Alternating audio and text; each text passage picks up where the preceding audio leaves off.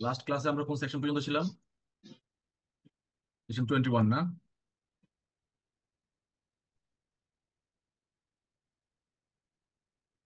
অনি, শরীফ, শান্তা, আপনারা হচ্ছে আপনাদের অডিও অন রাখেন। আপনারা আপনারা আজকে পার্টিসিপেট করবেন, কথা বলবেন। লাস্ট ক্লাসটা কি ছোট্ট করে একটু রিপিট করা যায়? হ্যাঁ, ওটা পড়বো, আমি আগে যাই এখানে।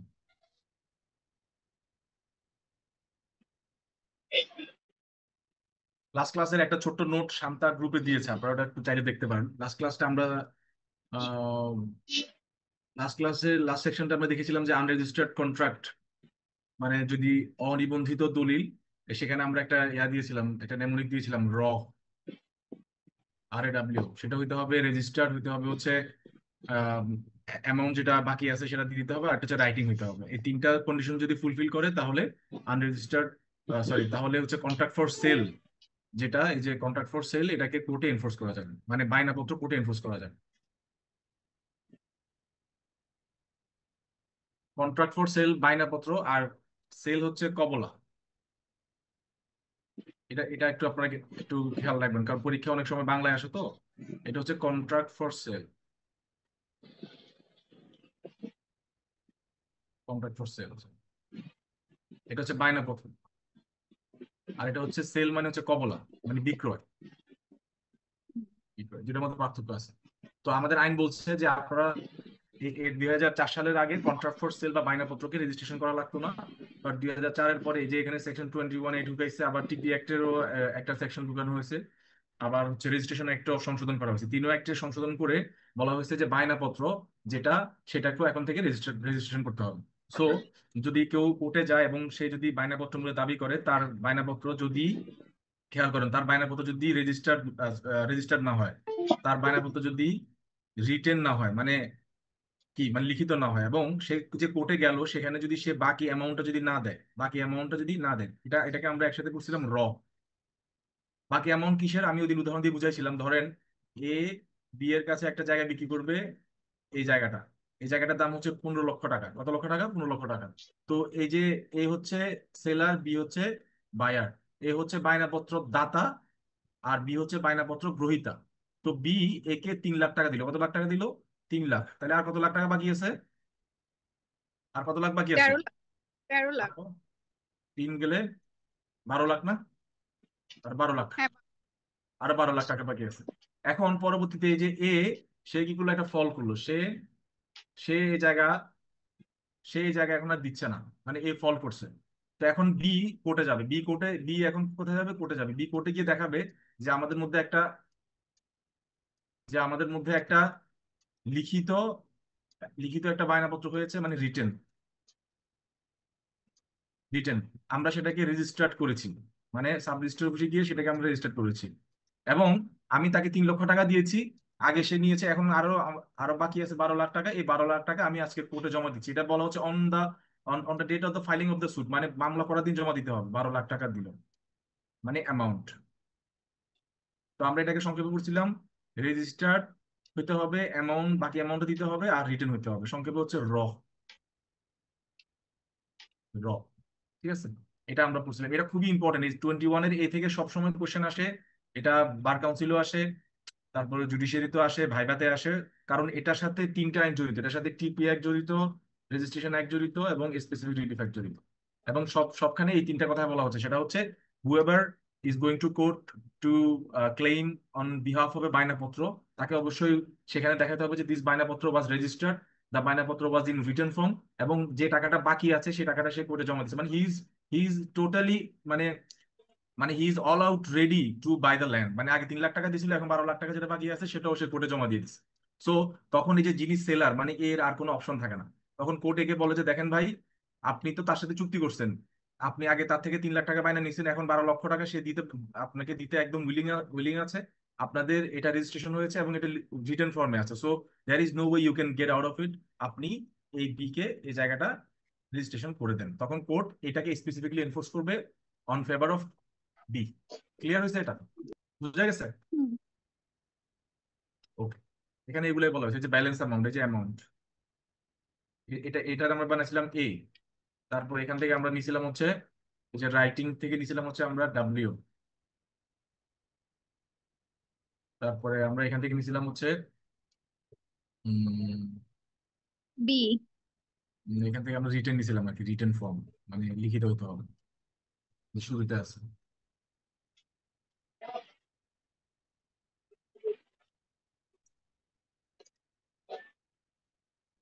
এই যে রেজিস্টার, রেজিস্টার, রেজিস্টার রাইটটি মানে একটা রিটেন হইতে হবে, রেজিস্টার হইতে হবে এবং বাকি অ্যামাউন্ট দিতে হবে, সংক্ষেপে হচ্ছে র। এটা আর ভুলবেন না, এই শুধু রটা মনে রেখে এই ধরনের কোশ্চেন যদি রিটেনেও আসে, ভাইভাতে আসে, প্রিলিতে আসে, এটা আপনি অ্যান্সার করতে পারবেন, র। আচ্ছা একটু জিজ্ঞেস করি তো, দেখি দেখি অনি বলেন তো, র দিয়ে কি বুঝছেন?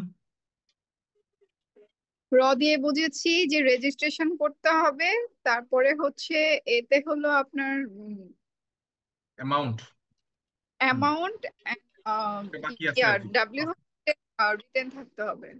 হ্যাঁ রিটার্ন থাকতে হবে। এতে হচ্ছে অ্যামাউন্ট যেটা আউটস্ট্যান্ডিং থাকবে সেটা জমা দিতে হবে কোর্টে। মানে একটা কথা আছে, আপনারা সবসময় ইকুইটির সাথে স্পেসিফিক রিলিফ অ্যাক্ট মানে মিলাই পড়বেন। আমাদের একটা ইকুইটি, একটা ম্যাক্সিমাম হচ্ছে who seeks equity must must do equity.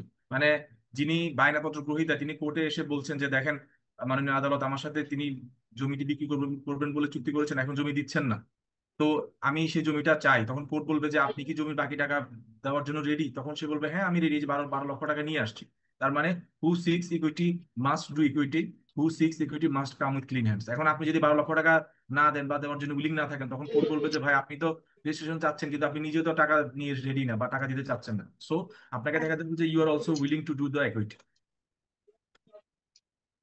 এবার আমরা সবচেয়ে ইম্পর্টেন্ট যেটা পড়বো, মানে এই স্পেসিফিক রিলিফ অ্যাক্টের, এটাকে আমি বলি ওয়ান অফ দা, কি বলবো মানে লাং বলি আর কি, মানে হার্ট লাং, লাং ছাড়া যেরকম নিঃশ্বাস নেওয়া যায় না, এটা হচ্ছে ডিসক্রিশন।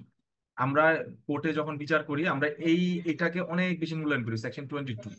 কারণ ভারতের স্পেসিফিক রিলিফ অ্যাক্টকে এখানে কিন্তু বাইন্ডিং করে দেওয়া হয়েছে, শেল করে রাখা হয়েছে সব ভারতে। আর আমাদের দেশে এখনো মেতে আছে। মে থাকা মানে হচ্ছে এখনো ডিসক্রিশন অ্যাপ্লাই করার সুযোগ আছে। এখনো কোর্ট চাইলে, মানে সম্পূর্ণ কোর্টের এখতিয়ার, কোথায় কোথায় সে ডিসক্রিশনটা অ্যাপ্লাই করবে, কোথায় সে করবে না। তো এখানে বলা হচ্ছে, একটু দেখেন, এটা একটা একাডেমিক আলোচনা। তার জুরিসডিকশন মানে হচ্ছে কোর্টের যে এখতিয়ার বা পাওয়ার।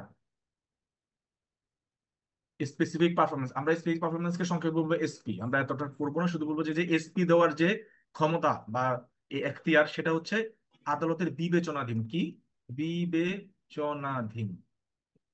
মানে এটা কিন্তু আদালতকে কিন্তু কোনো ধরনের ম্যান্ডেটরি কোনো মানে বাধ্যবাধকতা দেওয়া হয়নি, এটা সম্পূর্ণ আদালতের ডিসক্রিশনারি একটা পাওয়ার, মানে আদালত দিতেও পারে নাও দিতেও পারে। তবে মানে এটা আদালত বিবেচনা করে ডিসিশন নেবেন। রাইট, দিতেও পারে নাও দিতে পারে। এখন একটা আছে যে ডিসক্রিশনারির, বিবেচনাধীনের একটা অপোজিট ওয়ার্ড হচ্ছে স্বেচ্ছাচারিতা। মানে তার মানে কি আদালত কি হুইমসিক্যালি সবকিছু করবে? বিষয়টা কোশ্চেন আসতে পারে না মাথায়? তখন পরে আমাদের ল মেকাররা তখনই 1877-এ বলে দিচ্ছে, and the court is not bound to grant such relief merely because it is lawful to do so. মানে এটা বলা হচ্ছে যে, যেটা একটু আগে আলোচনা করলাম, যেটা সম্পূর্ণ আদালতের বিবেচনাধীন ক্ষমতা, শুধু আইনগতভাবে এটা কারেক্ট হয়েছে। যেমন একটা কথা আছে, ইকুইটি ফলোজ দ্য ল, মানে আইনগতভাবে কারেক্ট আছে বলেই দিতে হবে এরকম কোর্ট বাধ্য না, সম্পূর্ণ কোর্টের বিবেচনাধীন। তবে এই যে এই তবে শুরু হয়েছে, তবে তবে যেটা আপনাদের কোয়েশ্চেন যে তাহলে তো আদালতকে একটা স্বেচ্ছাচারী ক্ষমতা দিয়ে দেওয়া হলো, আদালত তো চাইলে যা ইচ্ছা তা করতে পারে। কিন্তু ল মেকাররা বলতেছে নো, এই তো একটু তবে আছে। তবে বলতেছে the description of the court is not arbitrary. এটা অবশ্যই আরবিট্রারি হবে না। এটা আরবিট্রারি হতে পারবে না, বাট সাউন্ড হইতে হবে, এটাকে সাউন্ড হইতে হবে, রিজনেবল হইতে হবে, আরবিট্রারি হওয়া যাবে না। এবং এগুলো বলার সাথে সাথে আরো এডিশনালি বলতেছে it has to be guided by the judicial principles. এবং আইনের যে নীতিমালাগুলো আছে, এই প্রিন্সিপাল গুলো কোন প্রিন্সিপাল যে বলতে পারবেন তাই, মানে সে ভবিষ্যতে খুব ভালো করবেন, আমি ধরে নিবো আর কি। কে বলতে পারবেন কোন প্রিন্সিপাল এগুলা? কে বলতে পারবেন? দেখি বলতে পারেন কিনা। অনেক প্রিন্সিপাল আছে, মানে একটা একটা মানে কাছাকাছি বলতে পারলেও আমি খুশি হবো আর কি। একটু আগে কিন্তু আমি হালকা আলোচনা করছি এগুলো নিয়ে। Sir equity. ভেরি গুড, এই যে ইকুইটি। ঠিক আছে, ইকুইটি 12টা ম্যাগজিম যে আছে, এটা হচ্ছে সেই জুডিশিয়াল প্রিন্সিপালস। হ্যাঁ, তারপরে আরো যদি থাকে অন্যান্য নজির বা কোনো স্টাবলিশ প্রিন্সিপাল যদি থাকে, সেগুলো আমরা, তো এই জুডিশিয়াল প্রিন্সিপাল বলতে সেই ইকুইটিকে বোঝানো হয়েছে। একটু আগে যেটা আমি আলোচনা করছিলাম যে who seeks equity must do equity, who seeks equity must come with clean hands. হ্যাঁ, তারপর হচ্ছে ইকুইটি, তারপরে ফলোজ দ্য ল, তারপরে ডিলে ডিফার্ড সিকিউরিটি, এই ব্যাপারগুলো কিন্তু এখানে ওনারা দেখবে। ওনারা যখন ডিসক্রিশনারি ওনাদের জুডিশনটা অ্যাপ্লাই করবে, ওনারা তখন এইগুলো দেখবে যে আপনি আপনার হাত পরিষ্কার কিনা, আপনি নিজে ইকুইটি করতে মানে আপনি রেডি কিনা।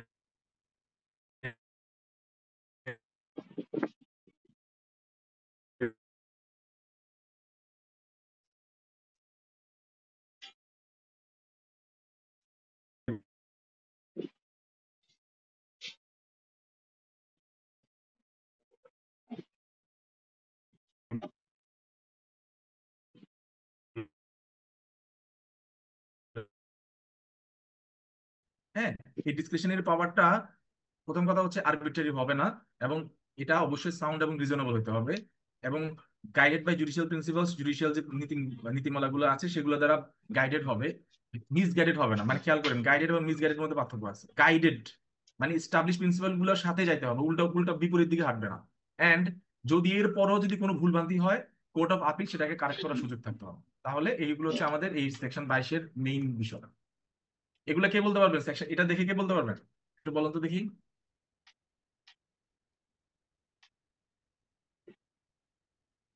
ফারিহা বলুন তো, বলতে পারবেন?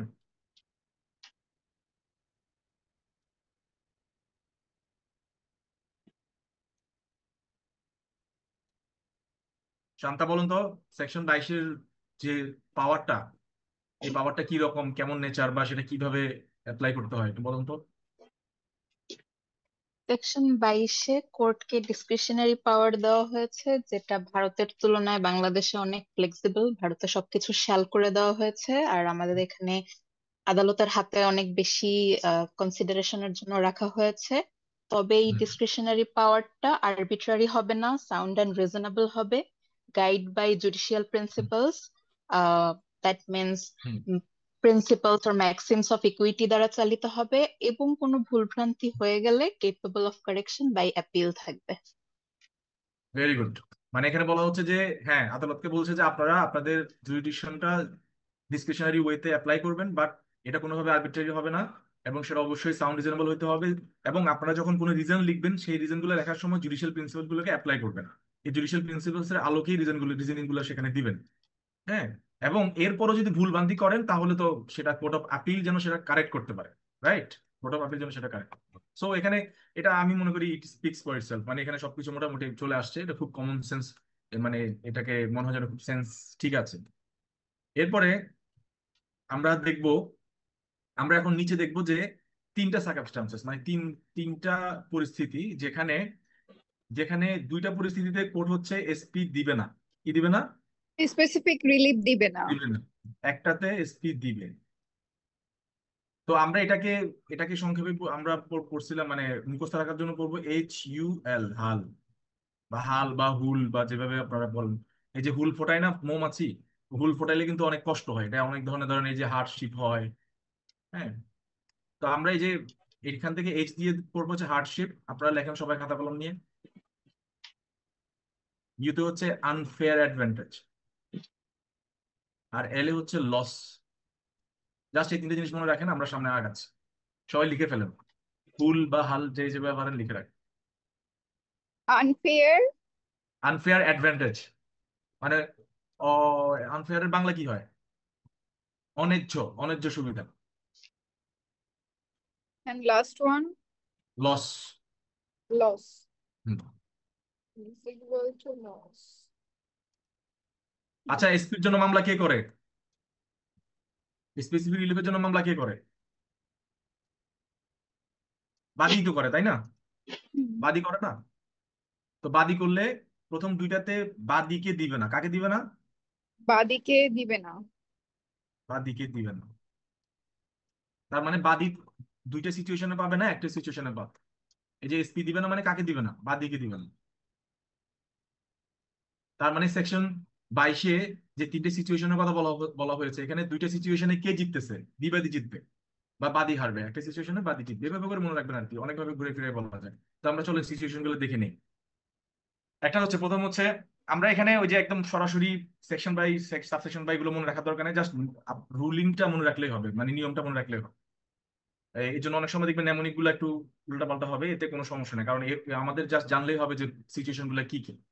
তো প্রথমটা হচ্ছে unfair advantage over the defendant, মানে ডিফেন্ডেন্টের উপরে একটা অন্যায্য সুবিধা পেয়ে যাচ্ছে। কে পেয়ে যাচ্ছে? বাদী। কে পাচ্ছে? বাদী, বিবাদী। হ্যাঁ,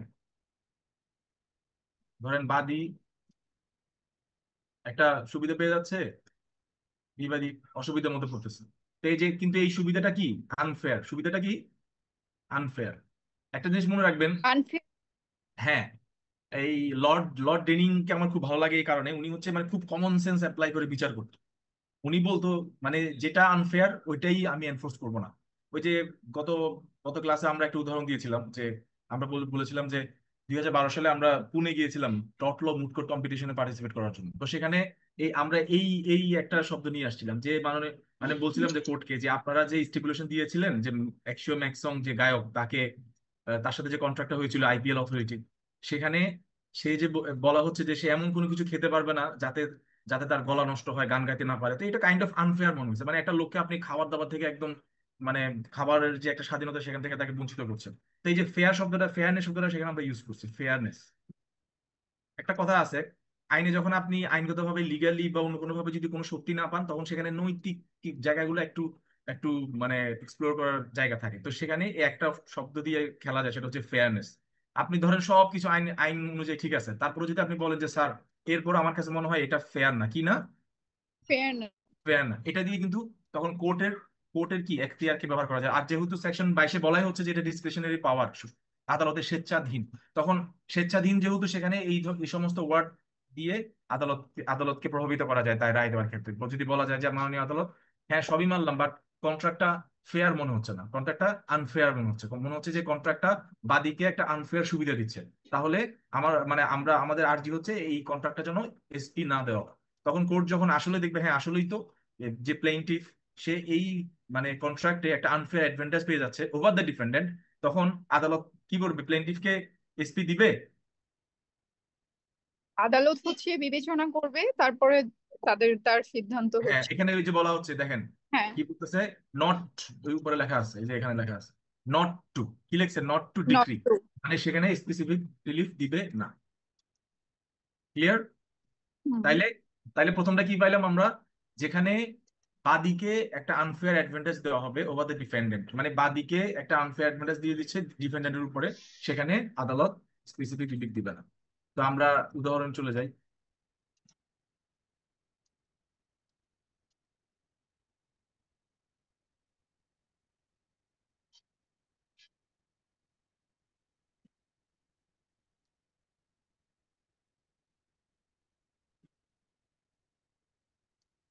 লাইনে থাকি। Hello, hello, hello. হ্যাঁ বলো। 7টায় 7।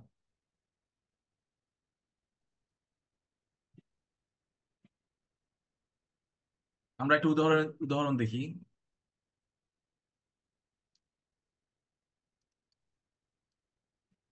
দেখেন বলা হচ্ছে a tenant for life for certain property assigns his interest thereon to b। এই যে আমি এখানে একটু করছিলাম, আপনারা খেয়াল করেন। তখন এ তার লাইফ ইন্টারেস্টটা বি কে দিল, C contracts to buy and B contracts to sell. তখন আবার বি এবং সি এর মধ্যে একটা কন্ট্রাক্ট হলো, হচ্ছে সি এটা কিনবে আর বি হচ্ছে এই লাইফ ইন্টারেস্ট যে প্রপার্টি সেটা সেল করবে। Before the contract is completed A receives a mortal injury. কন্ট্রাক্টটা মানে সম্পাদন হওয়ার আগে বা রেজিস্ট্রেশন হওয়ার আগে এ হচ্ছে একটা ফ্যাটাল ইনজুরি দিতে পারে এবং সে হচ্ছে মারা যায়। The day after the contract is executed, মারা যায় হচ্ছে কন্ট্রাক্টটা হওয়ার পরে।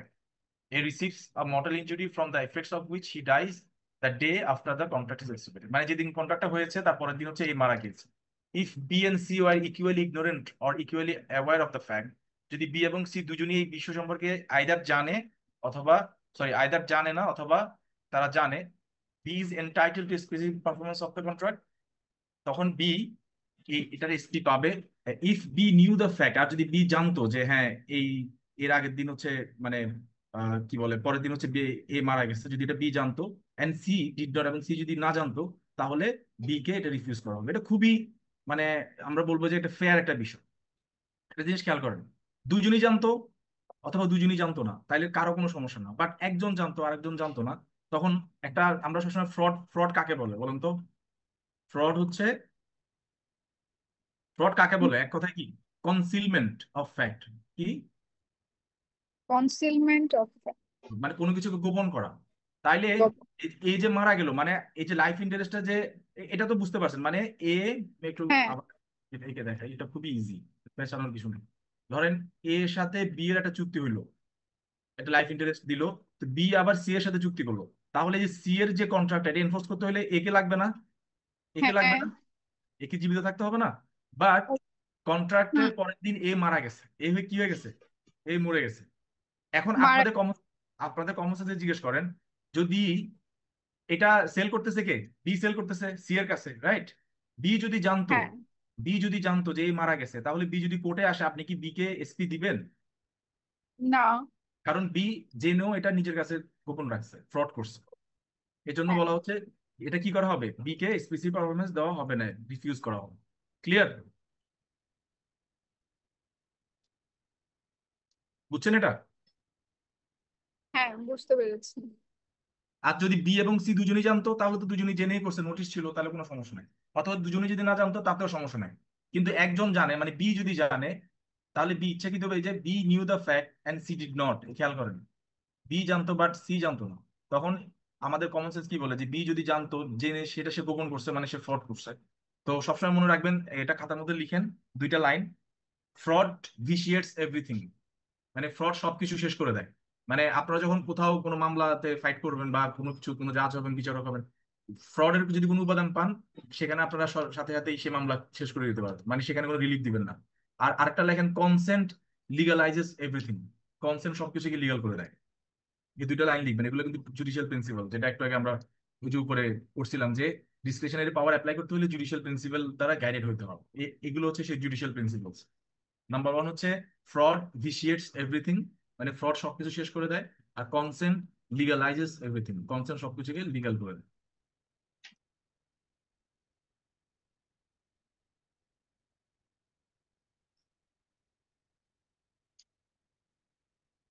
দেখেন এখানে আমি যদিও হালকা একটু আঁকছিলাম, এটা এই এই উদাহরণটাও, আগেরটা হচ্ছে একটু মানে কি বলবো, ওই আগেরকার যুগের, আগের মানে অর্থোডক্স ওল্ড স্কুল উদাহরণ। এটা হচ্ছে, এটা আপনারা রিলেট করতে পারবেন। এটা একটু আমি আপনাদেরকে দেখাই। এখানে বলা হচ্ছে A contracts to sell and B contracts to buy a certain land. একটা জায়গা তারা কিনবে, ধরেন এটা হচ্ছে ল্যান্ড, জায়গাটা এ বি এর কাছে সেল করবে। To protect the land from floods, it is necessary to for its owner to maintain an expressive environment. মানে এই ল্যান্ডটা, এটার উপর দিয়ে, এটার যদি বন্যা যদি ভেসে না যেতে চায়, তাহলে এখানে একটা বাঁধ দেওয়া লাগে। কি লাগে? এটা বাঁধ দেওয়া লাগে, তাইলে পানি আর এটাকে অ্যাটাক করবে না। এটা বাঁধ লাগে, এই যে এনভায়রনমেন্ট দিতে হয়। B does not know of its circumstances, B যে যে হচ্ছে ক্রেতা, সে এটা জানতো না। এন্ড এ কনসিলস, কি বল, একটু আগে কি বলছিলাম, কনসিলমেন্ট মানে কি? Fraud fraud. এইটাকে বিয়ের কাছ থেকে লুকাইছে। হ্যাঁ।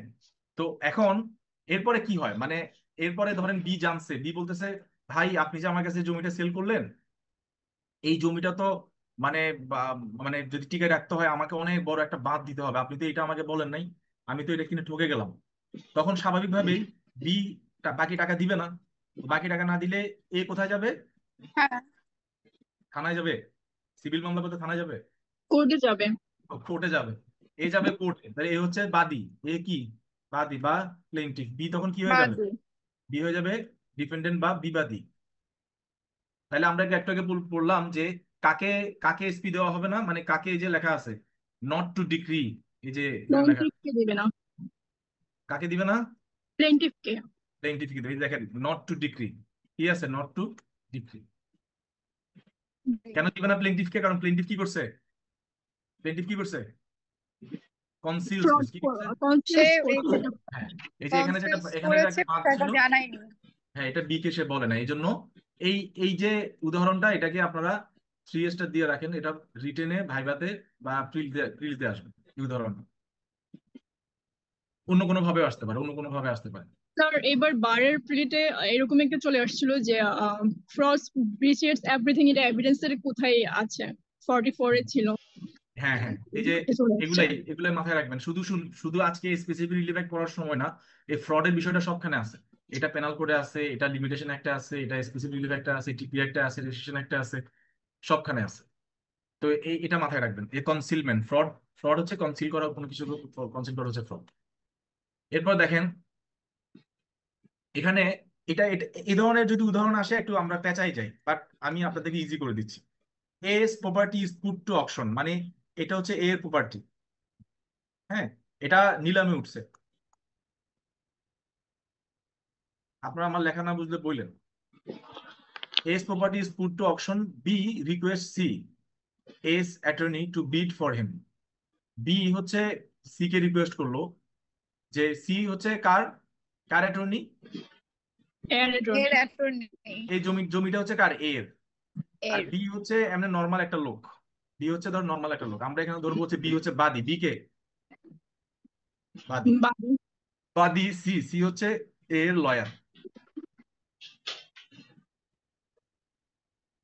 মানে বি হচ্ছে কাইন্ড অফ এর অ্যাবসেন্সে সব কাজগুলো করে থাকে, অথবা এর ইনস্ট্রাকশন গুলো ফলো করে। না বি না, বি না, সি সি। সি, হ্যাঁ সি, আচ্ছা, মানে সি হচ্ছে এই যে লেখা আছে, সি হচ্ছে হ্যাঁ, এর অ্যাটর্নি। আর বি অ্যাটর্নি, হচ্ছে ও হ্যাঁ হ্যাঁ, নর্মাল একটা গাই, সে রাইট। বাদী ধরেন। তো সে বলছে যে তোমার মালিকের জায়গাটা যেহেতু নিলামে উঠে গেছে, তো তুমি তো হচ্ছে তোমার মালিকের অ্যাটর্নি, বা আমরা যেটাকে বলি ধরেন কার্যকারক বা লয়ার, বা অনেক ভাবে বলা যায়। আমাদের এলাকাতে বলে তদবির কারক। কি বলে? তদবির কারক কি বলে, মানে আইনের ভাষা বলে তদবির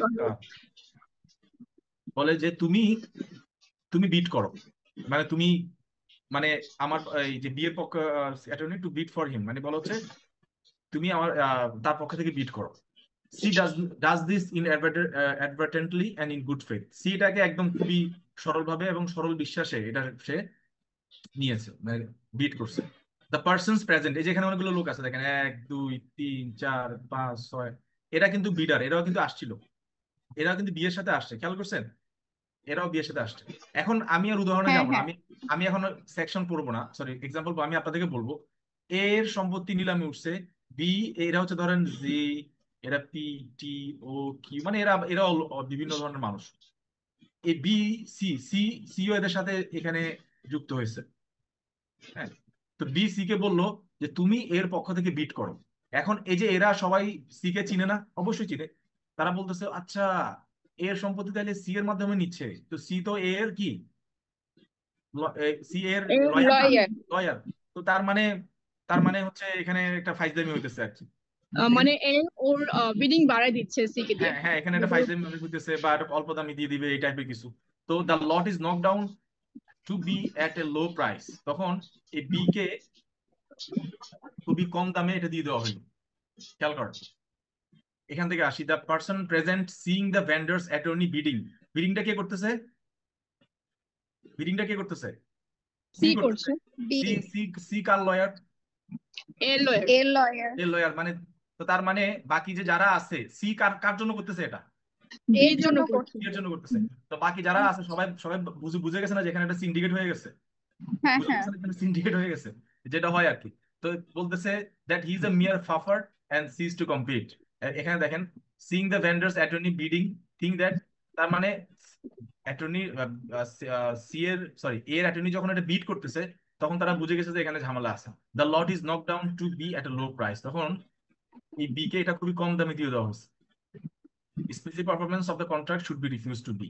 তাইলে এখানে পরবর্তীতে যদি ধরেন কোনো ঝামেলা হয়, মানে পরবর্তীতে ঝামেলা মানে কি, পরবর্তীতে ধরেন এদের মধ্যে থেকে যে মামলা করলো, বা সি এটা এ বি কে দিচ্ছে না, বা কোনো একটা ঝামেলা হলো, বি কোর্টে গেল এবং এই ঘটনাটা প্রকাশ পাইলো যে বি এর অ্যাটর্নিকে দিয়ে এটা বিট করাইছিল, তাহলে বি এখানে একটা ফ্রড করলো না,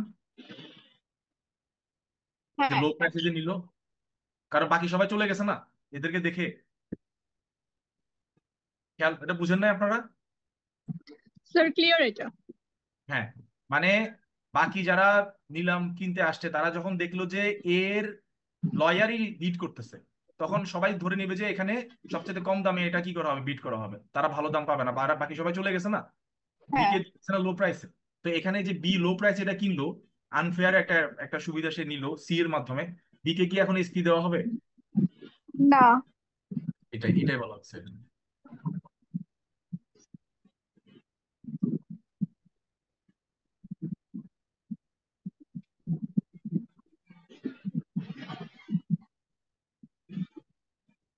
আপনারা এটা সবাই বুঝতে পারছেন? আমি আমি আরেকবার একটু ক্লিয়ার করে দিই।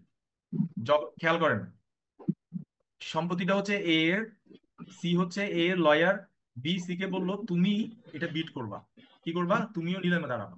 তো যখন সি নিলামে দাঁড়াইলো, তখন এই যে বাকি যারা আছে এরা সবাই একটা একটা করে চলে গেল।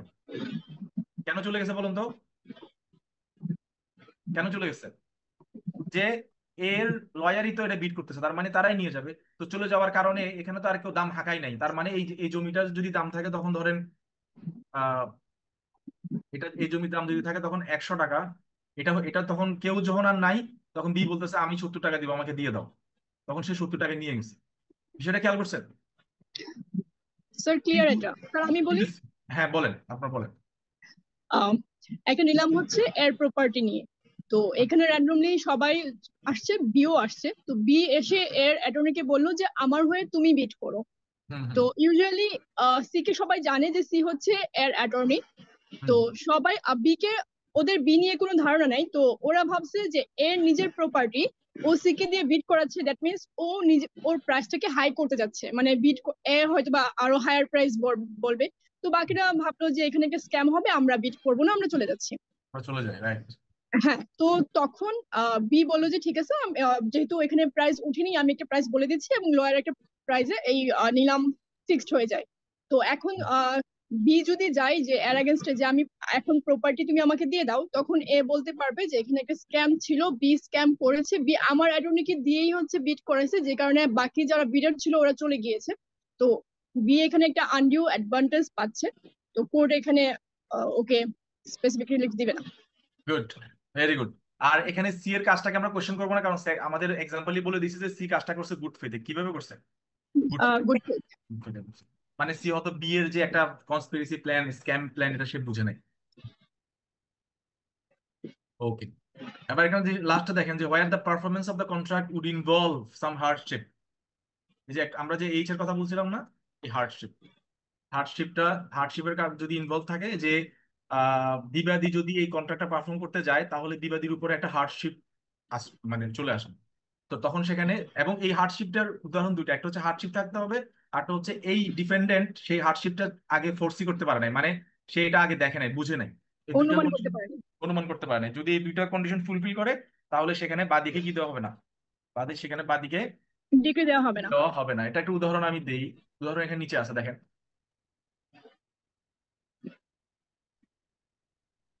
এই উদাহরণগুলো না একটু মানে ওল্ড স্কুল, তারপর আমি এটা দিয়ে দিই।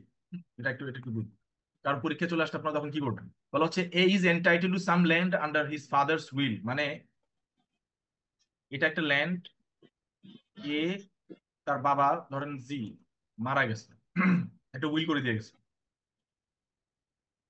কন্ডিশন দ্যাট, একটা কন্ডিশন দিছে যে if he sells it within 25 years, half of the purchase money shall go to B. বলা হচ্ছে এই ল্যান্ডটা যদি তুমি 25 বছরের মধ্যে সেল করো, তাহলে এটার অর্ধেক টাকা মানে 50% টাকা কে পেয়ে যাবে? বি পেয়ে যাবে। এ বি পেয়ে তাহলে যাবে। তাহলে কমন সেন্স ধরে বলুন তো এর কি করা উচিত? এটাকে এর করা উচিত 26 বছর বয়সে বিক্রি করা উচিত, তাই না?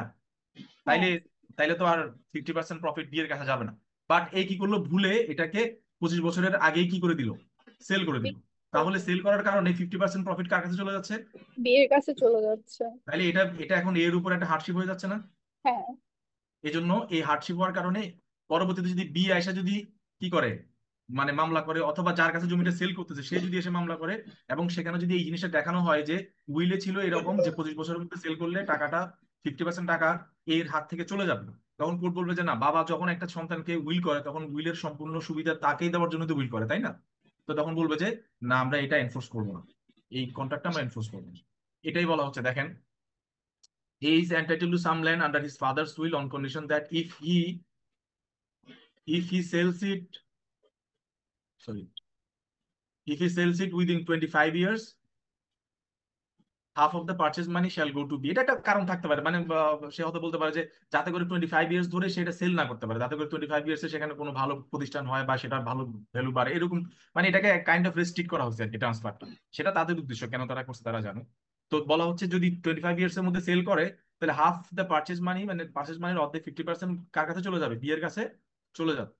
এ ফরগেটিং দিস কন্ডিশন, এ এটা ভুলে গেছে। Before the expiration of 25 years, সে 25 বছরের যে একটা একটা শর্ত ছিল, এটা এটা শেষ হওয়ার আগেই এই জমিটা কার কাছে সেল করে দিল? সি এর কাছে সেল করে দিল। কার কাছে? সি এর কাছে সেল করে দিল। জমিটা সি এর কাছে সেল করে দিল। তাহলে সে শর্ত ভঙ্গ করলো না? শর্ত ভঙ্গ করছে না? করেছে স্যার। স্যার হ্যাঁ, তো যখন শর্ত আমি এই ইলাস্ট্রেশনটা পড়ি তখন আমার মনে হয় যে হার্ডশিপ অবভিয়াসলি ক্রিয়েট হচ্ছে, কিন্তু ফর্সি করার ব্যাপারটা এখানে নাই। অলরেডি কন্ডিশন ছিল যে তুমি যদি 25 বছরের মধ্যে বিক্রি করে দাও 50% চলে যাবে। ও হয়তো রাইট। আমার মিস্টেক। তো ফর্সি আই থিঙ্ক এটা এখানে এতটা দেখানো হয়নি। কারণ এখানে ফরসি ফরসি দেখানো হয় যে হয় এই জন্য এই শব্দটা ইউজ করছে। শব্দটার নাম কি? ফরগেটিং। ফরগেট। এই ফরগেট দিয়ে অনেক কিছু হয়, ভুলে গেছি স্যার, ভুলে গেছি স্যার, ভুলে গেছি স্যার। হ্যাঁ, ভুলে গেছি বললে অনেক কিছুই মাফ হয়ে যায়, ঠিক আছে? এই জন্য এটা তারা ইচ্ছাকৃত ভাবে এই শব্দটা ঢুকাইছে, ফরগেট। তো ফরগেটিং দ্য কন্ডিশন, তার মানে সে এটা জানতো কিন্তু কি সময় ভুলে গেছে। আমরা ভুলে যাই না আমরা অনেক কিছু, এরকম আর কি। মানে সে এটা জানতো বাট সে ভুলে গেছে। তো ভুলে ভুলে গেলে আর কি করবেন? ভুলে গেলে তো বলেন আমরা ভুলে গেছি স্যার, অনেক সময় মাফ করে দেয় না। তো ধরেন before the expiration of 25 years to sell the land to C, এটা তার সে সি এর কাছে সে সেল করার জন্য কন্ট্রাক্ট করলো। Here the enforcement of the contract would operate so harshly on A. এখন এটা যদি এ সি এর কাছে সেল করে বিফোর 25 ইয়ার্স, তাহলে এর জন্য এটা অনেক ক্ষতিকার হবে। অনেক কি হবে? অনেক ক্ষতিকারক হবে, কারণ সে 50% অফ পারচেজ মানি তার থেকে চলে যাবে বি এর কাছে। and the court will not compel its speech performance in favor of C. তখন কোর্ট সি কে বলবে যে এটা আমরা তোমাকে দিব না। ক্লিয়ার? এই এক্সাম্পলটা আমাকে একজন বুঝাই দেন, আমি ধরি। শরীফ, এটা এটা বুঝাই দাও। শরীফ আসো, বুঝছো এটা?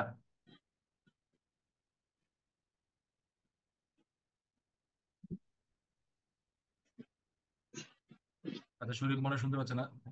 শান্তা, বুঝে দেন তো এটা, এক্সাম্পলটা বুঝাই দেন।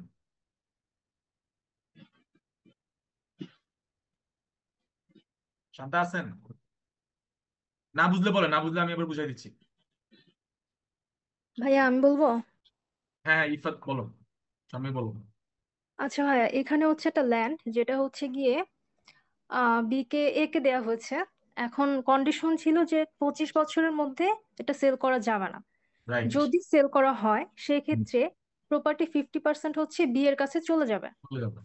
এখন হচ্ছে এ ওইটা ভুলে যায় ওই কন্ডিশনটা, আর সে 25 বছরের মধ্যেই সে সেল বিক্রি করে ফেলে করে ফেলে। প্রপার্টিটা সি হুম এর কাছে। হুম। এখন সি এর কাছে সেল করার ফলে এখন সি যদি মানে বলে যে এটা স্পেসিফিক না, পারফরমেন্সের এখানে কথা। এখানে এখানে এবার এখানে ওয়েট, এখানে আমরা এবার একটু নাটকের মতো করে ভিতরে ঢুকি। সেল জি করার ভাই। পরে এ বুঝতে পারছে হাই হাই আমি তো ভুল করে ফেললাম। এ এখন আর এটা কি জমিটা এখন আর দিচ্ছে না। তাহলে এখানে এ কি হয়ে যাচ্ছে? বিবাদী। কি হয়ে যাচ্ছে? বিবাদী। এ বিবাদী। হচ্ছে আর সি ডিফেন্ডেন্ট, হয়ে যাচ্ছে কি? প্লেন্টিফ। বাদী। তাহলে কোর্টে কে যাচ্ছে? সি যাচ্ছে। এবার কোর্টে এভাবে হচ্ছে করে সি। বলো যে এ তখন এটা রিফিউজ করলো, তখন সি কোর্টে গেল। তো সি কোর্টে যাওয়ার পরে এই পুরো ব্যাপারটা দেখালো যে এই ঘটনাটা হচ্ছে এইটা। তখন আদালত কি করবে? এবার অ্যান্সার হচ্ছে এটা। তখন হচ্ছে আদালত সি এর ফেভারে দিবে না, কারণ যদি সি এর ফেভারে দেয় সেক্ষেত্রে এর উপর একটা হার্ডশিপ ক্রিয়েট হয়ে যাচ্ছে। ভেরি কারণ গুড। সেক্ষেত্রে তো 50% মানে চলে যাচ্ছে বিয়ের কাছে। ওকে, ফাইন, থ্যাংক ইউ। এখানে আর লাগবে না। এখানে এই এই এই উদাহরণটা আসতে পারে, এটা একটু স্টার মার্ক দিয়ে রাখেন।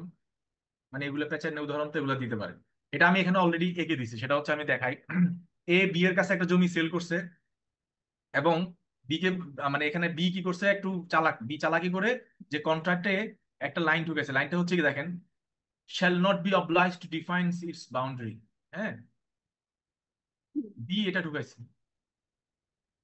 বি বলতেছে যে বাউন্ডারি কেমনে হবে কি হবে এগুলা নিয়ে তাকে কোনো ধরনের মানে কি বলবো মানে বাধ্য করা যাবে না। সে তার মনের মতো করে কি নিবে, বাউন্ডারি দিবে। দেখেন, বাউন্ডারি। হ্যাঁ, the owner of the estate contracts to sell it to B and stipulates that A shall not be obliged to define its boundary.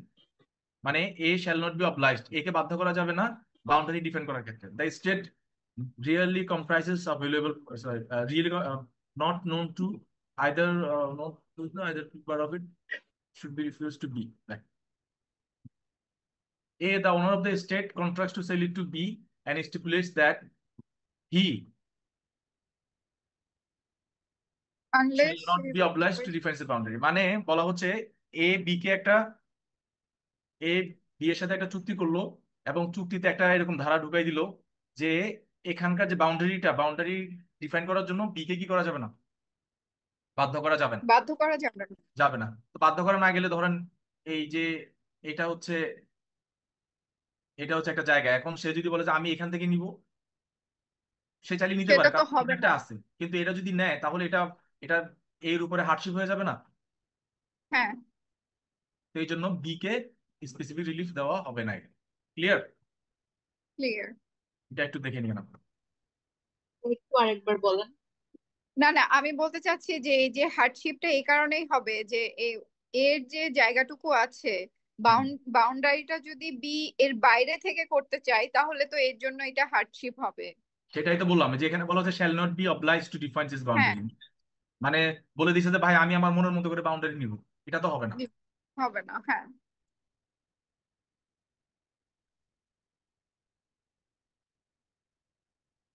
এখানে আর লাগবে না, এগুলো ইম্পর্টেন্ট।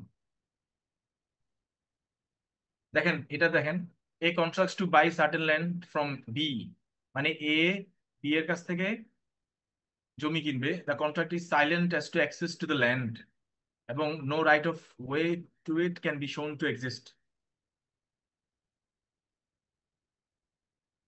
এই যে বি এর কাছ থেকে এ একটা কি কিনবে, একটা জমি, এটা হচ্ছে সেই জমি, কিন্তু এই জমিতে ঢোকার জন্য রাস্তা সম্পর্কে কন্ট্রাক্টে কোনো কিছু বলা নাই।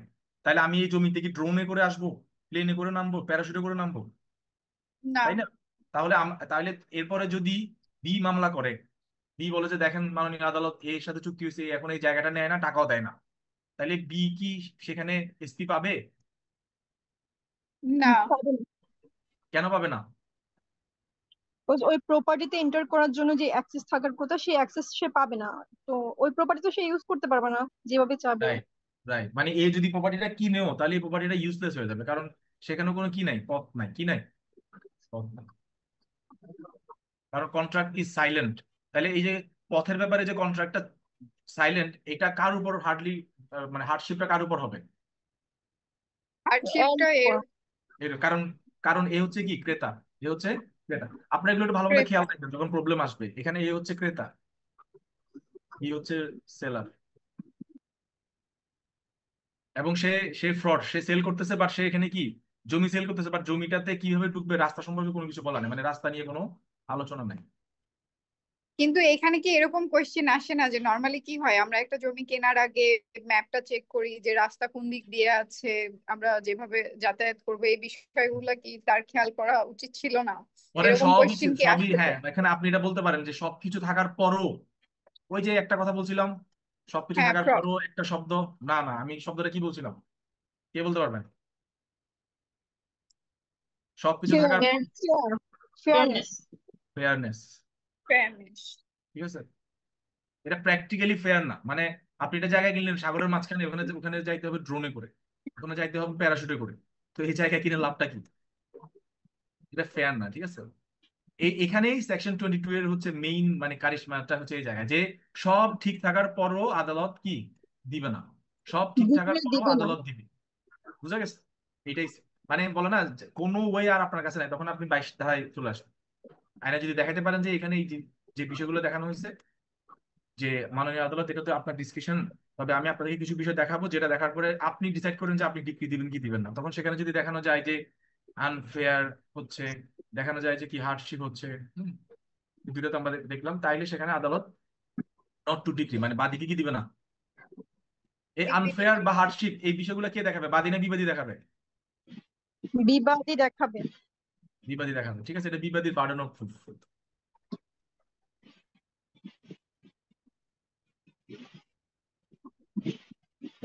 এবার দেখেন where the plaintiff has done, লাস্টে যেটা এল, where the plaintiff has done substantial acts or suffer loss, এই যে এটা লস, এই লস থেকে এল।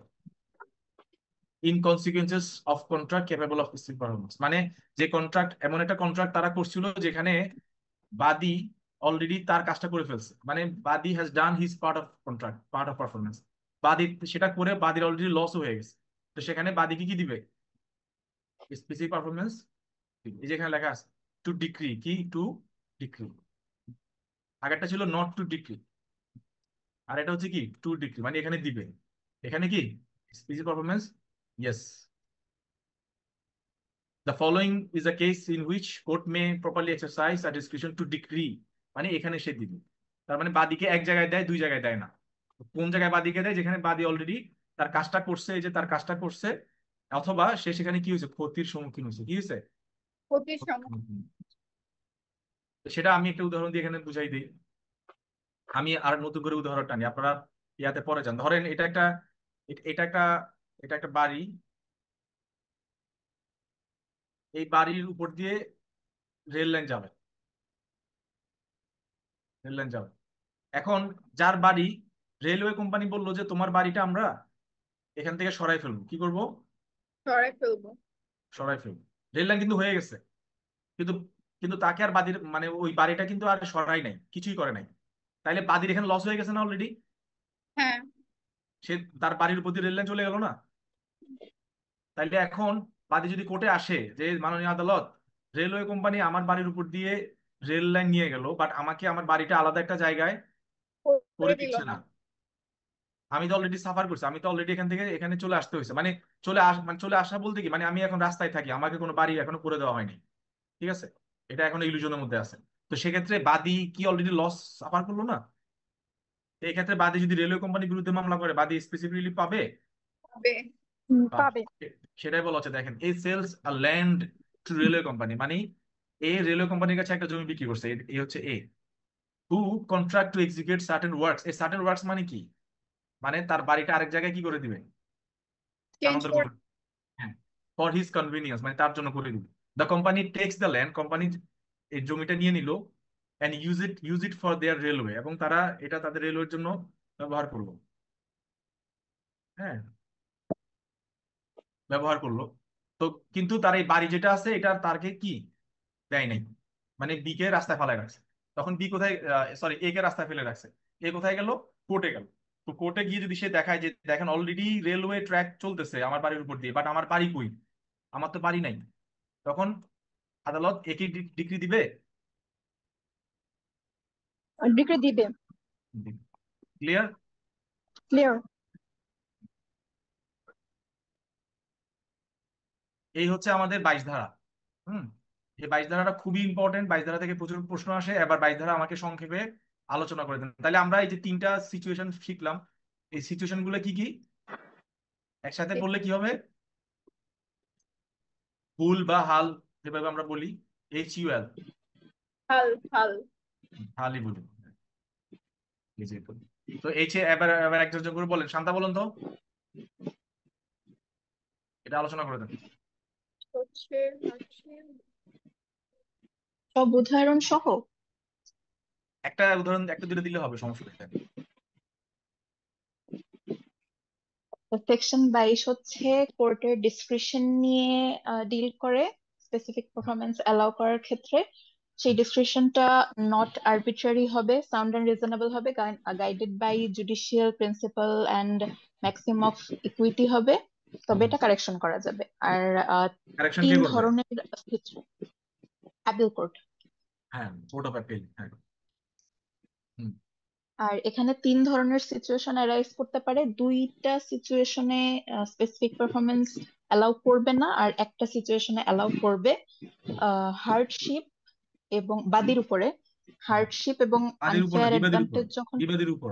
হ্যাঁ হ্যাঁ হ্যাঁ, বিবাদীর উপরে যখন একটা আনফেয়ার অ্যাডভান্টেজ বাদী পেয়ে যাবে, তখন কোর্ট অ্যালাউ করবে না, বা যখন হার্ডশিপ ইনভোক হবে তখন অ্যালাউ করবে না। আর যখন বাদী লস সাফার করবে, শুধু তখন স্পেসিফিক পারফরমেন্স অ্যালাউ করবে। হার্ডশিপের একটা উদাহরণ হচ্ছে যখন যখন এ বি থেকে জমি কিনবে, কিন্তু তার ল্যান্ডে অ্যাক্সেস কিভাবে থাকবে সেটা নিয়ে কন্ট্রাক্টে কিছু থাকবে না, এটা কাইন্ড অফ কনসিল করা হয় এবং যে জমির ক্রেতা তার উপরে হার্ডশিপ ক্রিয়েট হয়। আনফেয়ার অ্যাডভান্টেজের একটা উদাহরণ হচ্ছে, একটা জমি বিক্রি করা হলো বি এর কাছে, জমিটা বিক্রি করলো, কিন্তু জমিটার রক্ষণাবেক্ষণের জন্য এত এক্সপেন্সিভ একটা বাঁধ লাগবে যে পুরো ডিলটা যে ক্রেতা তার জন্য খুবই একটা অসুবিধাজনক ডিল হয়ে যায়, এবং জমি বিক্রি করার সময় যে বিক্রেতা সে এই ব্যাপারটা কনসিল করেছে। তো এইখানে যে ক্রেতা তার উপর একটা অনেক বড় হার্ডশিপ তৈরি হয়, এজন্য কোর্ট অ্যালাউ করবে না। আহ, এখানে ফ্রডও চলে আসে। আর স্যার, অ্যাটর্নি লয়ারের তদবিরকারকের যে উদাহরণটা সেটাও কি এক্সপ্লেন করবো আনফেয়ার ওইটা অ্যাডভান্টেজে? ওইটা লাগবে না, ওইটা লাগবে না। আচ্ছা। আর লাস্টলি, শুধুমাত্র একটা ক্ষেত্রে স্পেসিফিক পারফরমেন্স অ্যালাউ করবে, সেটা হচ্ছে যখন বাদী একটা লস সাফার করেছে এবং তার অংশের যে কাজ পার্ট পারফরমেন্স সেটা করে ফেলেছে। যেটা এইমাত্র বললেন যে রেলওয়ে কোম্পানির কাছে জমি দিয়ে দিলাম, আমার বাড়ির উপর দিয়ে রেলওয়ে হয়ে গেল, কিন্তু আমাকে যে অন্য এক জায়গায় পুনর্বাসন করে দেওয়ার কথা ছিল, বাড়ি করে দেওয়ার কথা ছিল, সেটা আমাকে দিল না, আমাকে রাস্তায় থাকতে হচ্ছে। এই ক্ষেত্রে কোর্ট স্পেসিফিক পারফরমেন্স অ্যালাউ করবে, কারণ লস অলরেডি সাফার করে ফেলেছে বাদী এবং তার অংশের পার্ট পারফরমেন্সও সে করে ফেলেছে। ভাইয়া বলেছে।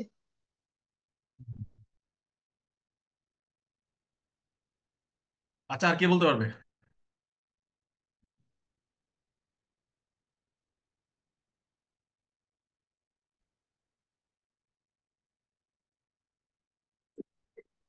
স্যার আমি ট্রাই করি। আর কে আহ, বলতে পারবে? স্যার আমি ট্রাই করব। বুঝছি।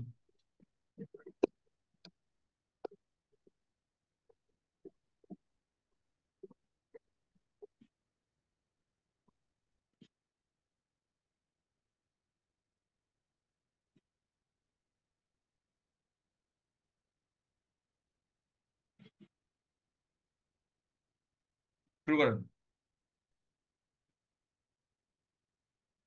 আচ্ছা, স্পেসিফিক রিলিফ অ্যাক্টের সেকশন 22 অ্যাকচুয়ালি ডিল করে যে স্পেসিফিক রিলিফ দেওয়ার ব্যাপারটা, এটা ইন্টারলি কোর্টের একটা ডিসক্রিশনারি পাওয়ার। 12 থেকে যে স্পেসিফিক রিলিফ আমাদের 39 আর 42 সবগুলো মিলিয়ে, তো কোর্ট কখন দিবে আর কখন দিবে না এটা কোর্টের উপর ছেড়ে দেওয়া হয়েছে।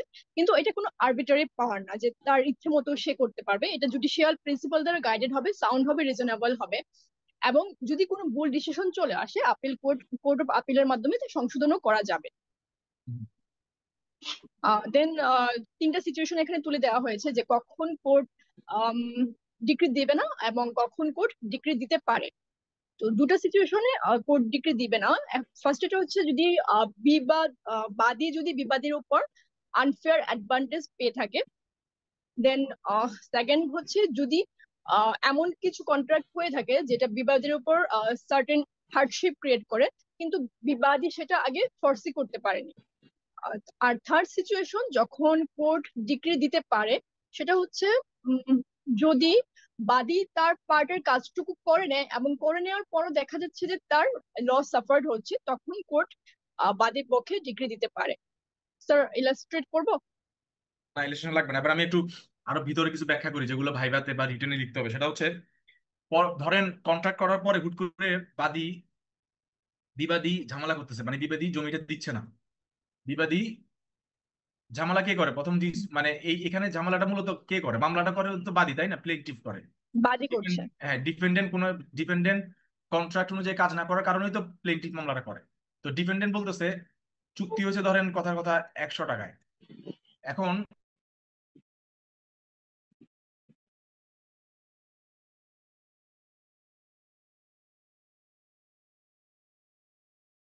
পরবর্তী দেখা গেলো এই জমির দাম এখন হয়ে গেছে 500। তাহলে ডিপেন্ডেন্ট যে জমিটা সেল করতেছে না, পিওরলি বেসড অন কি? Hike of the price, right? মানে দাম বেড়ে গেছে এই জন্য সে সেল করবে না, সে ধরেন সি এর কাছে সেল করবে। তো এখন এটারে কি হার্ডশিপ ধরা যাবে? না, এটা হার্ডশিপ ধরা যাবে না। এটা অ্যাকচুয়ালি সে ফোর্সি করতে পারে না, কিন্তু বিক্রি করে দিছে, তো এটা তো তাকে নিতে হবে।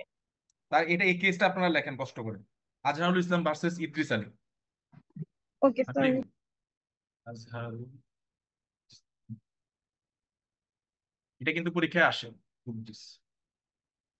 সাবসিকুয়েন্ট হাইক বা সাবসিকুয়েন্ট, এটা হচ্ছে 39 DLR 342, যে সাবসিকুয়েন্ট ফ্লাকচুয়েশন ইন প্রাইস, হ্যাঁ, shall not be a ground to refuse the specific performance of by either party। মানে সাবসিকুয়েন্ট প্রাইস বেড়ে গেল, এখন এই কারণে এটাকে হার্ডশিপ ধরে স্পেসিফিক পারফরমেন্স রিফিউজ করা যাবে না। আবার কন্ট্রাক্টের দিন যেদিন যে দামটা ধরা হয়েছে সেটার উপরেই থাকতে হবে।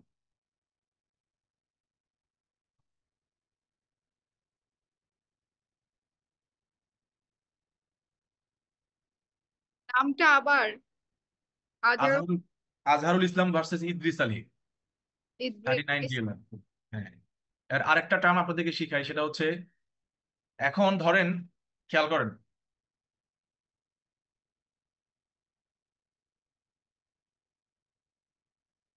এখানে স্পেসিফিক রিলিফ কে পাবে না, কে পাবে না? বাদই পাবে না। বাদী পাবে না। তো বাদী কি খালি হাতে রব্বানা হয়ে যাবে, মানে খালি হাতে চলে যাবে?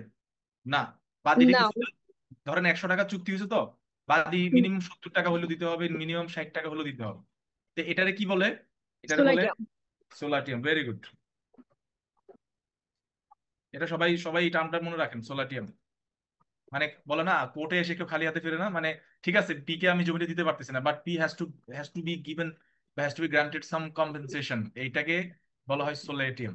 তবে আরেকটা কেস আছে, এখন ধরেন জমির দাম 100 টাকা, কোর্ট কোর্ট পি কে দিয়ে দিল 100 টাকা। খেয়াল করেন, কোর্ট পি কে দিয়ে দিল 100 টাকা, এটা কি হওয়া উচিত? তো কোর্ট যদি পি কে 100 টাকায় দিয়ে দেয়, তো কোর্টটা জমিটাই দিয়ে দিতে পারে, তাই হ্যাঁ, না? আমি যে হার্ডশিপের এক্সকিউজ দেখাই, আমি এটা রিফিউজ করতেছি, আমি সেই সমপরিমাণ টাকাই তো পিকে দিয়ে দিচ্ছি। তাহলে তাহলে তো কোনো লাভ হইলো না। তার মানে জমির যে দাম, সেটাকে মার্কেট ভ্যালুর সাথে মিলিয়ে জমির সমদাম অথবা জমির চাইতে বেশি দাম হিসেবে সোলারিয়াম দেওয়া যাবে না, এটার চাইতে কম দিতে হবে। ক্লিয়ার? কারণ এটা সমান বা এর বেশি দিয়ে দিলে তো ডির উপরে কি হয়ে যাবে, আবার হার্ডশিপ থেকেই যাবে। তাহলে এখানে সোলারিয়াম দিয়ে আমার লাভটা কি? তখন আর সেটা সোলাইটিয়াম থাকবে না, সেটা তো ন্যায্য মূল্য পেয়ে যাচ্ছে। হ্যাঁ, তাহলে তো এখানে আর হার্ডশিপের কথা আনে লাভ কি হলো, সেখানে রিফিউজ করে লাভ কি হলো, সেখানে জমিটা দিয়ে দিলেই হলো। হ্যাঁ, দিয়ে দিলেই হতো। এটা মাথায় রাখবেন, আপনাদেরকে ভাইবাতে পেঁচাইতে পারে এরকম যে কোর্ট এসপি রিফিউজ করলো, বাট জমির দাম 100 টাকা, কোর্ট বাদীকে 100 টাকা সোলারিয়াম দিতে বললো। আপনি কি এটা মানে আপনি আপনার কাছে কি এটা ফেয়ার জাজমেন্ট মনে হয়? তখন আপনি না, বলবেন যে না, এটা ফেয়ার না, কারণ জমির দাম 100 টাকা, আবার সোলারিয়াম 100 টাকা, স্যার জমিটা দিয়ে দিলেই তো পারে। সেখানে নিশ্চয়ই যে সোলারিয়াম যেটা দিবে সেটা জমির ক্রয় মূল্যের বা মার্কেট ভ্যালুর চাইতে কম হইতে হবে, তাইলে সেখানে ডি জিতবে। এখানে তো আমরা ডি কে সেভ করতেছি, তাই না? ডি কে সেভ হ্যাঁ, ডিওর যে হার্ডশিপ কারণ যেটা ডির উপরে হয়। হার্ডশিপ হবে, ডির উপরে আনফেয়ার অ্যাডভান্টেজ হবে, এই জন্য। ক্লিয়ার? ক্লিয়ার। ওকে, তাহলে আমরা এই যে মনে রাখবো HUL, হাল, এইচ এ হচ্ছে হার্ডশিপ, ইউতে হচ্ছে আনফেয়ার অ্যাডভান্টেজ, এল এ হচ্ছে লস। তো এটা সবটা আমরা দেখবো পি এর দৃষ্টিতে দেখবো, বাদির দৃষ্টিতে দেখবো। প্রথম দুইটাতে বাদিকে দেওয়া হয় না, পরেরটা থেকে বাদিকে দেওয়া হয়। শেষ। উদাহরণ অনেকগুলো দিয়েছি, এগুলা আসলে পরীক্ষা অ্যান্সার করবে। সোলাইটিয়াম নিয়ে অনেকগুলো বইয়ে অনেকভাবে বলা হয়েছে। তো আমি আমার এই জন্য কনসেপ্ট ক্লিয়ার যে সোলাইটিয়াম শুধু বাদিকে দেওয়া হবে, কজ প্লেন্টিফি এন্টাইটেল। কিন্তু কিছু বইয়ে দেখা গেছে যে ওখানে বলতেছে ডিপেন্ডেন্টকেও দেওয়া হয়। এটা তো এটা সম্পূর্ণ আদালতের ডিসক্রিপশন, যাকে যাকে দেয়, যাকে দেয়। ডিপেন্ডেন্ট হতে পারে। ডিপেন্ডেন্ট পাইতে পারে বলতে, ডিপেন্ডেন্ট যদি স্পেসিফিক পারফরম্যান্স যদি রিফিউজই করা হয়, তাহলে ডিপেন্ডেন্ট তো বেঁচেই গেল, তাহলে তাহলে তারা কেন দিবে? সেটা অন্য কোনো হ্যাঁ, কেস, অন্য কোনো কেস হতে পারে, অন্য কোনো ঘটনা হতে পারে। এটা ডিপেন্ড করবে ঘটনাটা কি, ফ্যাক্টটা কি। এবার দেখেন, হু মে অবটেইন স্পেসিফিক পারফরম্যান্স, কে এরা পাইতে পারে। তো আমরা এটাকে খুব মানে টেনে পড়ে যাবে, এটা হচ্ছে এনি পার্টি, মানে কারা এটা পাবে, মানে কারা এসপি পাওয়ার জন্য কোর্টে যাইতে পারে, এনি পার্টি। তারপর হচ্ছে এখানে অনেকগুলো আর আছে, আর গুলো মনে রাখবেন, যখন পার্টি হবে নিশ্চয়ই পার্টির যে প্রতিনিধি সেও পাবে, রাইট? যেমন আমার বাবা যদি পায়, বাবা যদি মারা যায়, আমি তার জায়গায় যাবো, রিপ্রেজেন্টেটিভ হিসেবে যাব, সে পাবে। তারপরে বেনিফিশিয়ারি যারা থাকবে তারা পাবে, তারা করতে পারবে মামলা। রিমাইন্ডার ম্যান যারা থাকে তারা তারা পাবে। রিমাইন্ডার ম্যান কি? যেমন বলি বি কে একটা লাইফ স্টেট দিল, তো বি এর পরে সি থাকে, ডি থাকে, ই থাকে, হ্যাঁ। বললো বি মরে গেলে সি, সি মরে গেলে ডি, ডি মরে গেলে ই। তো এই যে সি ডি এরা কারা? এদেরকে কি বলা হয়? Reminder man. রিমাইন্ডার। হ্যাঁ, রিমাইন্ডার ম্যান বলে। তো এরা এরা এরা মামলা করতে পারে। তারপর রিভার্সনার। রিভার্সনার জিনিসটা বুঝাই দিই। এ একটা জমি বি কে দিল, এরপরে ধরেন বি মরে গেল, জমিটা কার কাছে ব্যাক করবে? কার কাছে ব্যাক করবে? এর কাছে রিভার্স, এর কাছে ব্যাক করবে। তো এটা একে কি বলা হয়? এই যে রিভার্সন। মানে যদি এর কাছে ব্যাক করে, না এখানে একটু আমি এইভাবে বলি, সরি। স্যার হিন্দু এডোনিয়ার না না, আই আমি থিংক। আমি আমি দিচ্ছি এক সেকেন্ড। এ সামহাউ সেখানে জমিটা কোনো না কোনো কারণে কন্ট্রাক্টটা বাতিল হয়ে গেল, জমিটা ব্যাক করবে, বাট এ মরে গেছে। তো এর কে আছে? এ আর আছে না? এর যে বাকি এয়াররা আছে ওদের কাছে যাবে এরা হচ্ছে রিভার্সনার। এরা কি? রিভার্সন। Reversion। এদের কাছে চলে আসবে, তো এরা মামলা করতে পারবে। তারপরে রিভার্সনার ইন রিমাইন্ডার, এটাও হতে পারে। ইন রিমাইন্ডার মানে কি? তারা আবার নিচে নিচে থাকতে পারে। মানে রিভার্সনার ইন রিমাইন্ডার মানে কি? সি মরে গেলে বি পাবে, তার মানে বি হচ্ছে কি রিভার্সনার ইন রিমাইন্ডার। রিমাইন্ডার। হ্যাঁ, এটা মনে রাখবেন। তারপরে পাবলিক কোম্পানি করতে পারে, তারপরে পাবলিক কোম্পানির প্রমোটাররা করতে পারে। ক্লিয়ার? এখানে আমরা জাস্ট দেখে নিলাম এক পলকে যে কারা এটা করতে পারে। মানে কারা, যদি পরীক্ষা আসে যে হু মে অবটেইন স্পেসিফিক পারফরমেন্স, তো আমরা এটাকে এভাবে শিখবো যে এনি পার্টি, তারপর হচ্ছে বেনিফিশিয়ারি যারা থাকবে তারা, আর অনেকগুলো আর আছে, রিপ্রেজেন্টেটিভ। অনেকগুলো আর আর আর দিয়ে আমরা একটা আর কিউব দিয়ে দিলাম। যেমন একটা আর হচ্ছে, একটা আরে কি শিখলাম? রিপ্রেজেন্টেটিভ। রিপ্রেজেন্টেটিভ। রিভার্সনার রিমাইন্ডারম্যান। তারপর হচ্ছে রিমাইন্ডার, তারপর হচ্ছে রিভার্সনাল, আবার হচ্ছে রিভার্সনাল ইন রিমাইন্ডার। ইন রিমাইন্ডার, তাহলে চারটা আর, মানে আপনারা R⁴ দিয়ে দিবেন আর কি, এটা বুঝতে পারবেন। চারটা আর, তারপর হচ্ছে সি পি মানে কোম্পানি এবং কোম্পানির প্রমোটার। বুঝা গেছে? এটা বুঝছেন? দেখি জি বলুন তো কারা স্যার। কারা কারা কারা এসপি অবটেন করতে পারে, শান্তা বলুন তো।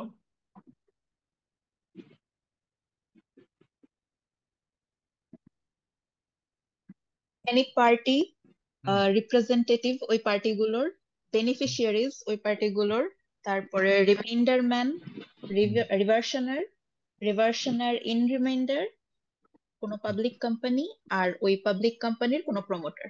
এবার বলি রিমাইন্ডার এবং রিভার্সনের মধ্যে পার্থক্য বুঝছেন?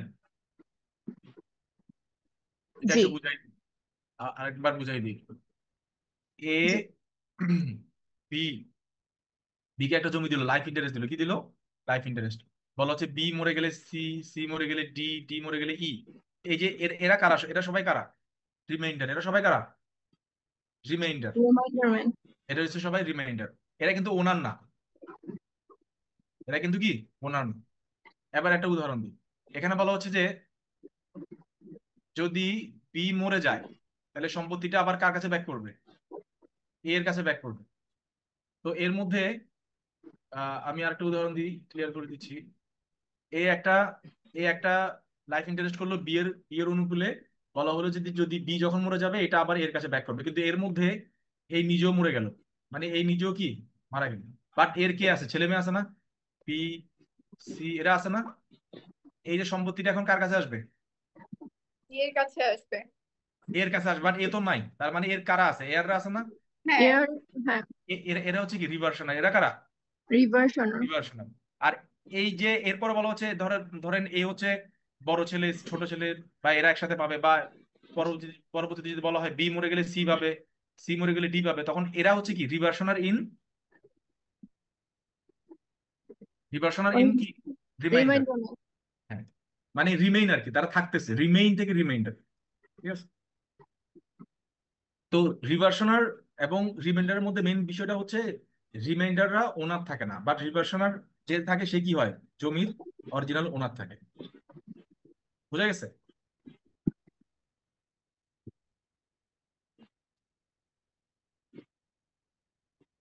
তো এই শ্রেণীরা মামলা করতে পারবে। এবার বলা হচ্ছে for hmm contracts can not be specifically enforce, মানে কাদের জন্য এসপি এনফোর্স করা যায় না। তারা কারা আমরা দেখিনি।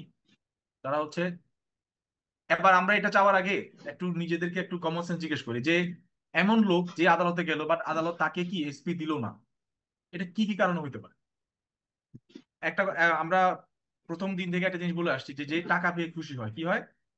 টাকা পেয়ে খুশি হয়। মানে ক্ষতিপূরণ যে পেয়ে যায়। এখানে বলা হচ্ছে যে who who could not recover compensation for its breach, মানে যে টাকা পাবে সে স্পেসিফিক পারফরমেন্স চাইতে কোর্টে আসতে পারবে না। এখানে বলা হচ্ছে স্পেসিফিক পারফরমেন্স কোর্ট দিবে না এমন একজন ব্যক্তিকে যে যে কম্পেনসেশনটাই তুলতে পারে না, who could not recover compensation for its breach, মানে যে সো আই ক্ষতিপূরণই। থিঙ্ক এটা মাইনরের কন্ট্রাক্ট কে ইলাস্ট্রেট করছে, যেমন মাইনরের রাইট, যখন একটা কন্ট্রাক্ট করে আমরা ইনফোর্স করতে পারি না যে সেই কন্ট্রাক্টে সে হচ্ছে কমপ্লাই করবে, তখন আমরা এক্স্যাক্টলি, কম্পেনসেশনও ক্লেম করতে পারি না। তো ওই যে কন্ট্রাক্টটা টোটালি আমরা ইনফোর্স করতে পারি না, ওইসব কন্ট্রাক্টের জন্য স্পেসিফিক পারফরমেন্স দেওয়া হবে পাবে না, না। Can not be right.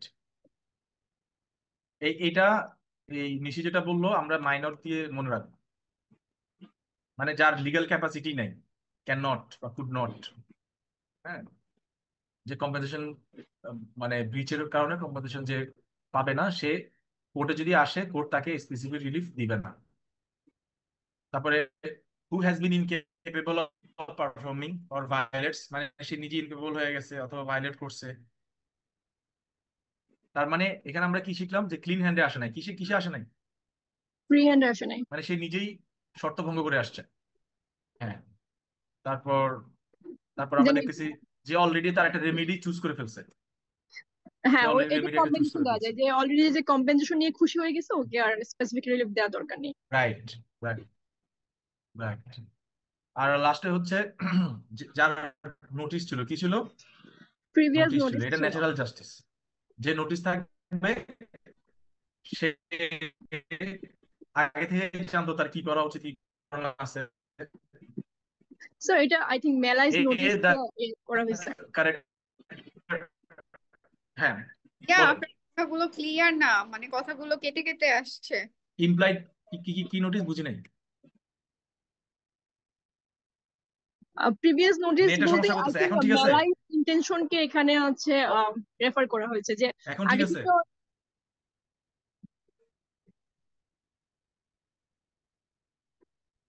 হ্যাঁ, আবার একটু কথা বলেন।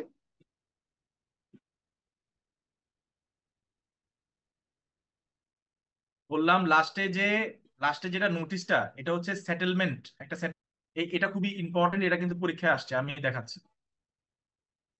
তার মানে আগে আমরা এগুলো একটু শিখে নেই যে কারা কারা স্পেসিফিক, কাদেরকে এসপি দেওয়া হবে না, বা কারা কোর্টে, এই যে hmm contracts can not be, for hmm contracts can not be specifically enforce, এখানে কন্ট্রাক্ট বলা আছে, কন্ট্রাক্ট, ইনস্ট্রুমেন্ট বলা হয় না, বলে কন্ট্রাক্ট, মানে কাদের জন্য চুক্তি বাস্তবায়ন কোর্ট করবে না, তারা হচ্ছে যে কম্পেনসেশন রিকভার করতে পারবে না, এক, যে নিজেই ভায়োলেট করছে এবং যে অলরেডি তার একটা কি রেমেডি চুজ করে ফেলছে, আর লাস্টে যার কি ছিল, একটা নোটিশ ছিল, মানে সে এই বিষয় সম্পর্কে জানতো যে এখানে একটা সেটেলমেন্ট হয়ে গেছে। তো আমরা এখান থেকে যদি এন নেই, এখান থেকে যদি আমরা বলি যে সে অলরেডি তার রেমেডি চুজ করে ফেলছে, এখান থেকে যদি আমরা একটা আই নেই যে সে ইনক্যাপেবল হয়ে গেছে, আর এখান থেকে যদি আমরা সি নেই, তাহলে এটা একসাথে হয়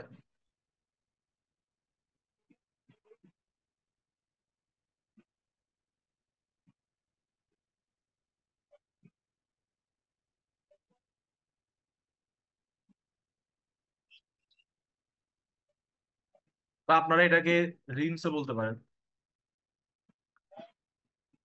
যে অলরেডি রেমেডি চুজ করে ফেলছে, যে নিজেই ইনক্যাপেবল হয়ে গেছে, যে যার নিজের নোটিশ ছিল এবং যে নিজেই ক্ষতিপূরণ আদায় করতে পারবে না, এটাকে আমরা রিমস দিয়ে মনে রাখি। অনি অনি বুঝছেন? হ্যালো, শুনতে পাচ্ছেন? হ্যাঁ, হ্যাঁ, স্যার 24-এর যে 4 নাম্বার গ্রাউন্ডটা, সেটা আই থিঙ্ক ইলাবোরেট করা উচিত, বিকজ 27-এ গিয়ে আমরা আরেকটা গ্রাউন্ড পাই যাদের এগেনস্টে কন্ট্রাক্টকে এনফোর্স করা যায়, ওইখানে আছে যে যাদের আগে থেকে প্রিভিয়াস নোটিস ছিল এবং হ্যাঁ, হ্যাঁ, তারপরও হ্যাঁ, ওটার সাথে মিলাই পড়বেন।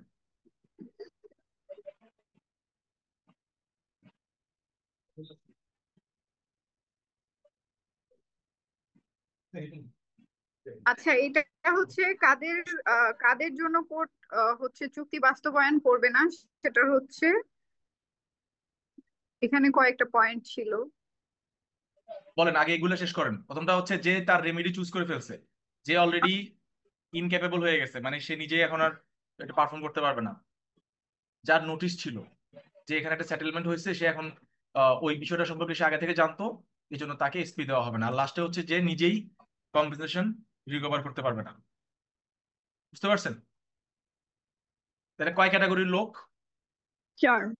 এই যে হুম বলতে আমরা কাদেরকে বলতেছি? 4 ক্যাটাগরির লোক। এটা কারা কারা বলুন তো, আরেকবার বলেন। RINC। যারা কম্পেনসেশন রিকভার না, করতে একটা পারবে। একটা করে বলেন, একটা একটা করে বলেন। আরে বলেন। আর স্যার আর কিসের জন্য স্ট্যান্ড করে আই থিঙ্ক। রেমেডি। ও আচ্ছা, যে নিজের রেমেডি চুজ করে ফেলছে এবং স্যাটিসফাইড সে ওই রেমেডি নিয়ে সে হ্যাঁ, স্পেসিফিক পারফরমেন্স পাবে না। আই হচ্ছে অলরেডি সে ইনক্যাপাবল, সে তার পার্টের যে কাজটুকু ছিল সে করতে পারে নাই বা ভায়োলেট করেছেন। তারপর এন্ড প্রিভিয়াস নোটিস ছিল যে ওই সাবজেক্ট ম্যাটার নিয়ে অলরেডি একটা সেটেলমেন্ট হয়ে গিয়েছে, তারপর সে আরেকটা কন্ট্রাক্টে জড়ায়, তো ওইটার জন্য কোর্ট স্পেসিফিক পারফরমেন্স দিবে না। আর সি হচ্ছে যে কন্ট্রাক্টের জন্য সে কম্পেনসেশন কম্পেনসেশন রিকভার রিকভার করতে করতে পারবে পারবে না, না, এটা ওই তো বলছেন কন্ট্রাক্টের জন্য মাইনর। সে স্পেসিফিক রিলিফ পাবে না। রাইট।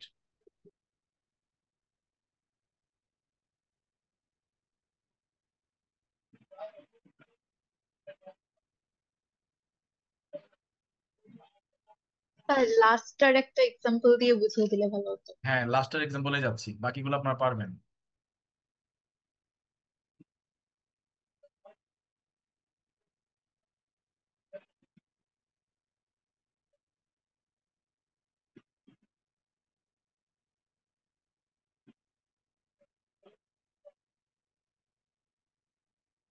এগুলো সব কিছুর মধ্যে একটা একটা একটা ওয়ার্ড আছে যেগুলা যেগুলো দেখলে আপনি বুঝবেন যে সেটা পাবে না। যেমন আমি ওয়ার্ড গুলো একটু বের করে দিই, পরীক্ষায় আপনার জন্য ভালো হবে।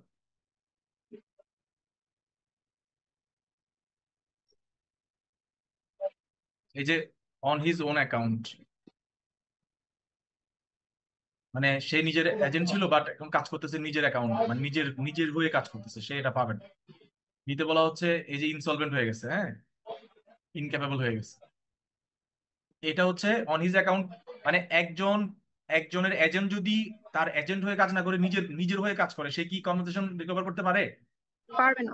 পারবে না। এটা হচ্ছে ওই যে ওইটা শুরুটা, সি এর উদাহরণ। মানে আমি যাকে, আমার ম্যানেজার, সে যদি নিজেই আমার জায়গায় বসে কাজ করা শুরু করে, মানে নিজের, সরি, মানে নিজেই অন হিজ অ্যাকাউন্ট, মানে সে নিজে ইন্ডিপেন্ডেন্টলি যদি কাজ করে, তাহলে সে কি আমার কন্ট্রাক্ট থেকে কোনো কিছু পাবে? পাবে না, কারণ আমার কন্ট্রাক্টর তো ওনার তো আমি নিজেই।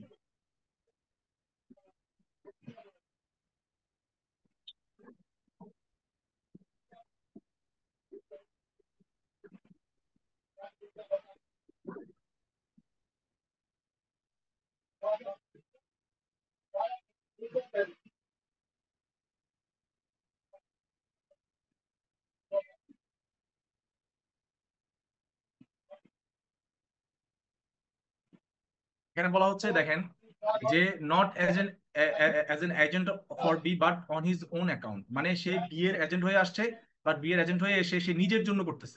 তো নিজের জন্য করলে সে যদি পরবর্তীতে এই কন্ট্রাক্টটা ভায়োলেট হয়, সে কি কম্পেনসেশন পাবে? না। পাবে না। এটা হচ্ছে এটা। বি এর উদাহরণ হচ্ছে এই যে ইনক্যাপেবল হয়ে গেছে, ইনসলভেন্ট হয়ে গেছে। তারপর সি তে বলা হচ্ছে এই যে ফেল, এই যে সে কি করলো, একটা একটা গাছ উইদাউট কনসেন্ট ফালাই দিল। তারপরে এখানে এই যে আহ, তারপরে এই জায়গায় দেখেন আনহাজবেন্ড লাইক ম্যানার, হ্যাঁ, মানে এখানেও সে একটা ডিফেক্ট করলো। এই ওয়ার্ড গুলো দেখলে বুঝতে পারবেন যে এখানে ঝামেলা। এই যে আবার ওয়েস্টেজও করে ফেলছে এখানে। তারপরে এখানে এই যে ঘরটা যে সে করলো ডিফেক্টিভ ম্যানারে করলো, ক্লিন হ্যান্ডে আসে নাই, এই যে যেটা বলছিলাম ক্লিন হ্যান্ডে আসে নাই, ক্লিন হ্যান্ডস নাই। সি এর উদাহরণ হচ্ছে সে অলরেডি রেমেডি চুজ করছে, যে অবটেন্স কম্পেনসেশন, মানে সে রেমেডি চুজ করছে। ঠিক আছে, এবার লাস্টের কোনটা উদাহরণ চাইছিলেন আপনারা? Previous notice. নোটিশেরটা। এটা খুবই খুবই ইজি, এটা আমি উদাহরণ দিচ্ছি। এ বি এর সাথে একটা চুক্তি করলো, হ্যাঁ, এটা বিক্রি করবে। এর মধ্যে এ সি এর মামা, এর মধ্যে সি সি এর কাছে এই জিনিসটা আবার কি করলো, সেল করে দিল। সি এ এই সম্পর্কে কি ছিল, নোটিশ ছিল, কি ছিল, জানতো যে ওর বিয়ের সাথে নোটিশ ছিল। অলরেডি একটা সেটেলমেন্ট হয়ে গিয়েছে। এখন সি যদি পরবর্তীতে কোর্টে আসে, কোর্ট কি তাকে দিবে, এসপি দিবে? দিবে না। বুঝা গেছে শান্তা, বুঝছেন? হ্যাঁ, জি পড়াচ্ছি। স্যার।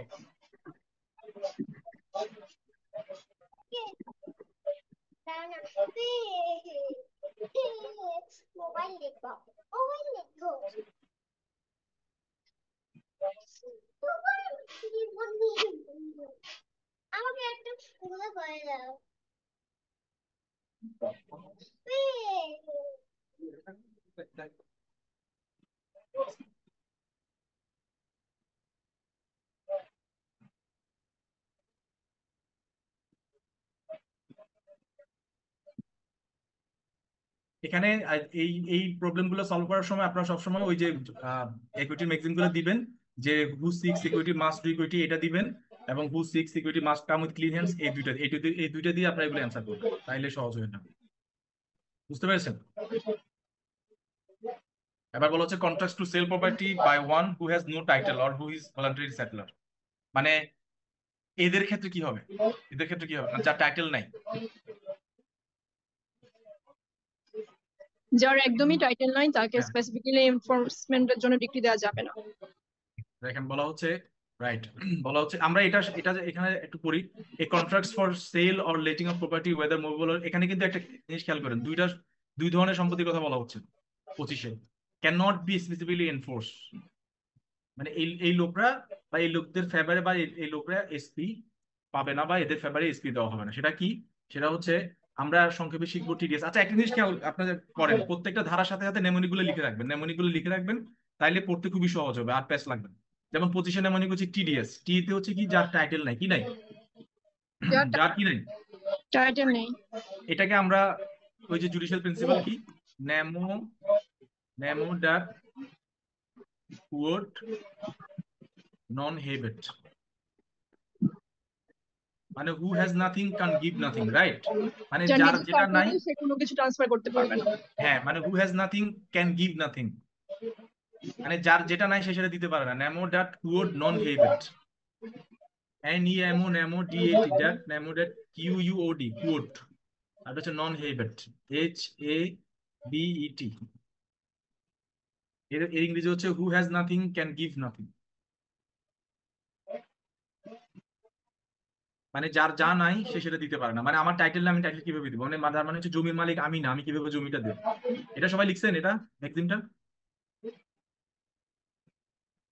সবাই লিখছেন?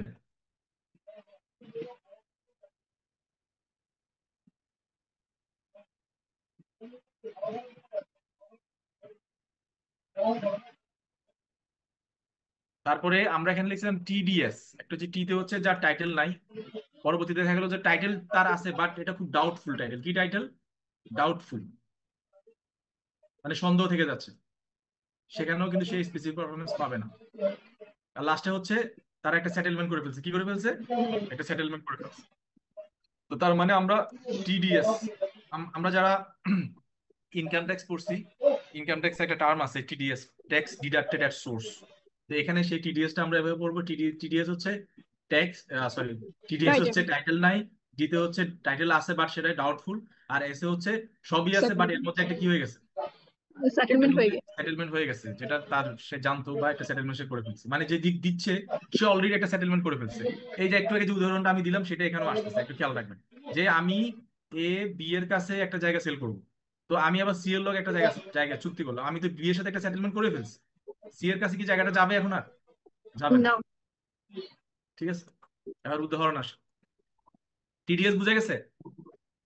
একটু বলেন তো দেখি, এই অনি বলেন, টিডিএস। টিডিএস হচ্ছে যেটার হচ্ছে টাইটেল নাই, ডি হচ্ছে ডাবল, এন্ড হচ্ছে সি, এস হচ্ছে অলরেডি সেটেলমেন্ট করে। তো এই সমস্ত লোকরা, এদের পক্ষে কি কোর্টে স্পেসিফিক পারফরমেন্স দেওয়া হবে? না, গুড, সেকশন 25-এ বলা হচ্ছে। ইলাস্ট্রেশনে আসেন,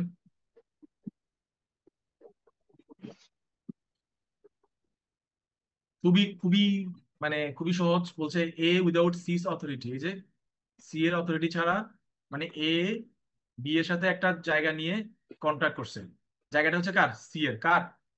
সি এর। সি এর সেখানে করে কি নাই? অথরিটি নাই। তাইলে এ ক্যান এ ক্যানট ক্যানট এ পরবর্তীতে এ কি সেটা এনফোর্স করতে পারবে? পারবে না। কিন্তু এখানে একটা লাইন ঢুকাই দিচ্ছে, বলছে even though C is willing to confirm it, মানে সি বলতেছে আচ্ছা মাননীয় আদালত আমি চাই এটা ঠিক হোক, তারপর আদালত বলবে যে এটা হবে না, আপনি বি কে সরাসরি দিয়ে দেন, আপনি এ এর মাধ্যমে আসার দরকার নেই, আপনি বি কে সরাসরি দিয়ে দেন, আপনি ওরটা কনফার্মেশনের দরকার নেই, কারণ ওর কোনো ক্ষমতাই নেই, জায়গাটা তো ওরই না, জায়গাটা হচ্ছে কার? আপনার, আর আপনি ওকে আপনি, অথরিটি দেন নাই। হ্যাঁ আপনি, আমি এটা ক্যান্সেল করে দিচ্ছি, আপনি সি কে সরাসরি দিয়ে দেন, আপনি এখানে উইলিং টু কনফার্ম বললে হবে না। অথবা আপনি একে এটা লিখে দেন, দেন এ বি কে দিক, বাট আমি কোনোভাবে এ কে আলাদাভাবে এখানে এনফোর্স করবো না। এটা একটা মজার উদাহরণ। এটা হচ্ছে এ একটা জায়গা দিল এক্স ওয়াই জেড, এটা হচ্ছে সবাই হচ্ছে কি ট্রাস্টি, সবাই কি ট্রাস্টি। তো বলা হইলো যে যখন মানে বলা হচ্ছে তোমরা যখন কোনো জমি বিক্রি করবা, এনি সেল, কি বলছে এনি সেল, একটা একটা মানে জেনারেল একটা কি দিল, জেনারেল একটা পারমিশন দিল, এনি সেল। তো তারা পরবর্তীতে হুইচ দ্য ট্রাস্টিস মে মেক, বলছে তোমরা তোমাদেরকে আমি এই জায়গাটা বিক্রি করার জন্য একটা সাধারণ একটা অনুমতি দিলাম। The trustees then enter into a contract with C to sell him the land. C refuses to carry out the contract. The trustees cannot. পরে এই ট্রাস্টিরা কি করলো, সি এর সাথে সি কে একটা জমি, মানে এই একটা জমি সেল করলো, এই ট্রাস্টের জমি সেল করলো, হয়তো সি পরবর্তীতে টাকা দিচ্ছে না বা কিছু একটা করতেছে না। তো এখন এই ট্রাস্টিরা যদি কোর্টে যায়, the trustees cannot specifically enforce the contract as in the absence of B's consent to the particular sale to C, the title which they can give is very much in doubt. বুঝতে পারছেন? এটা উদাহরণটা বুঝতে পারছেন? জি sir. অনেকে মনে বুঝতে পারে না, আমি আবার বুঝাই দিচ্ছি। হ্যাঁ।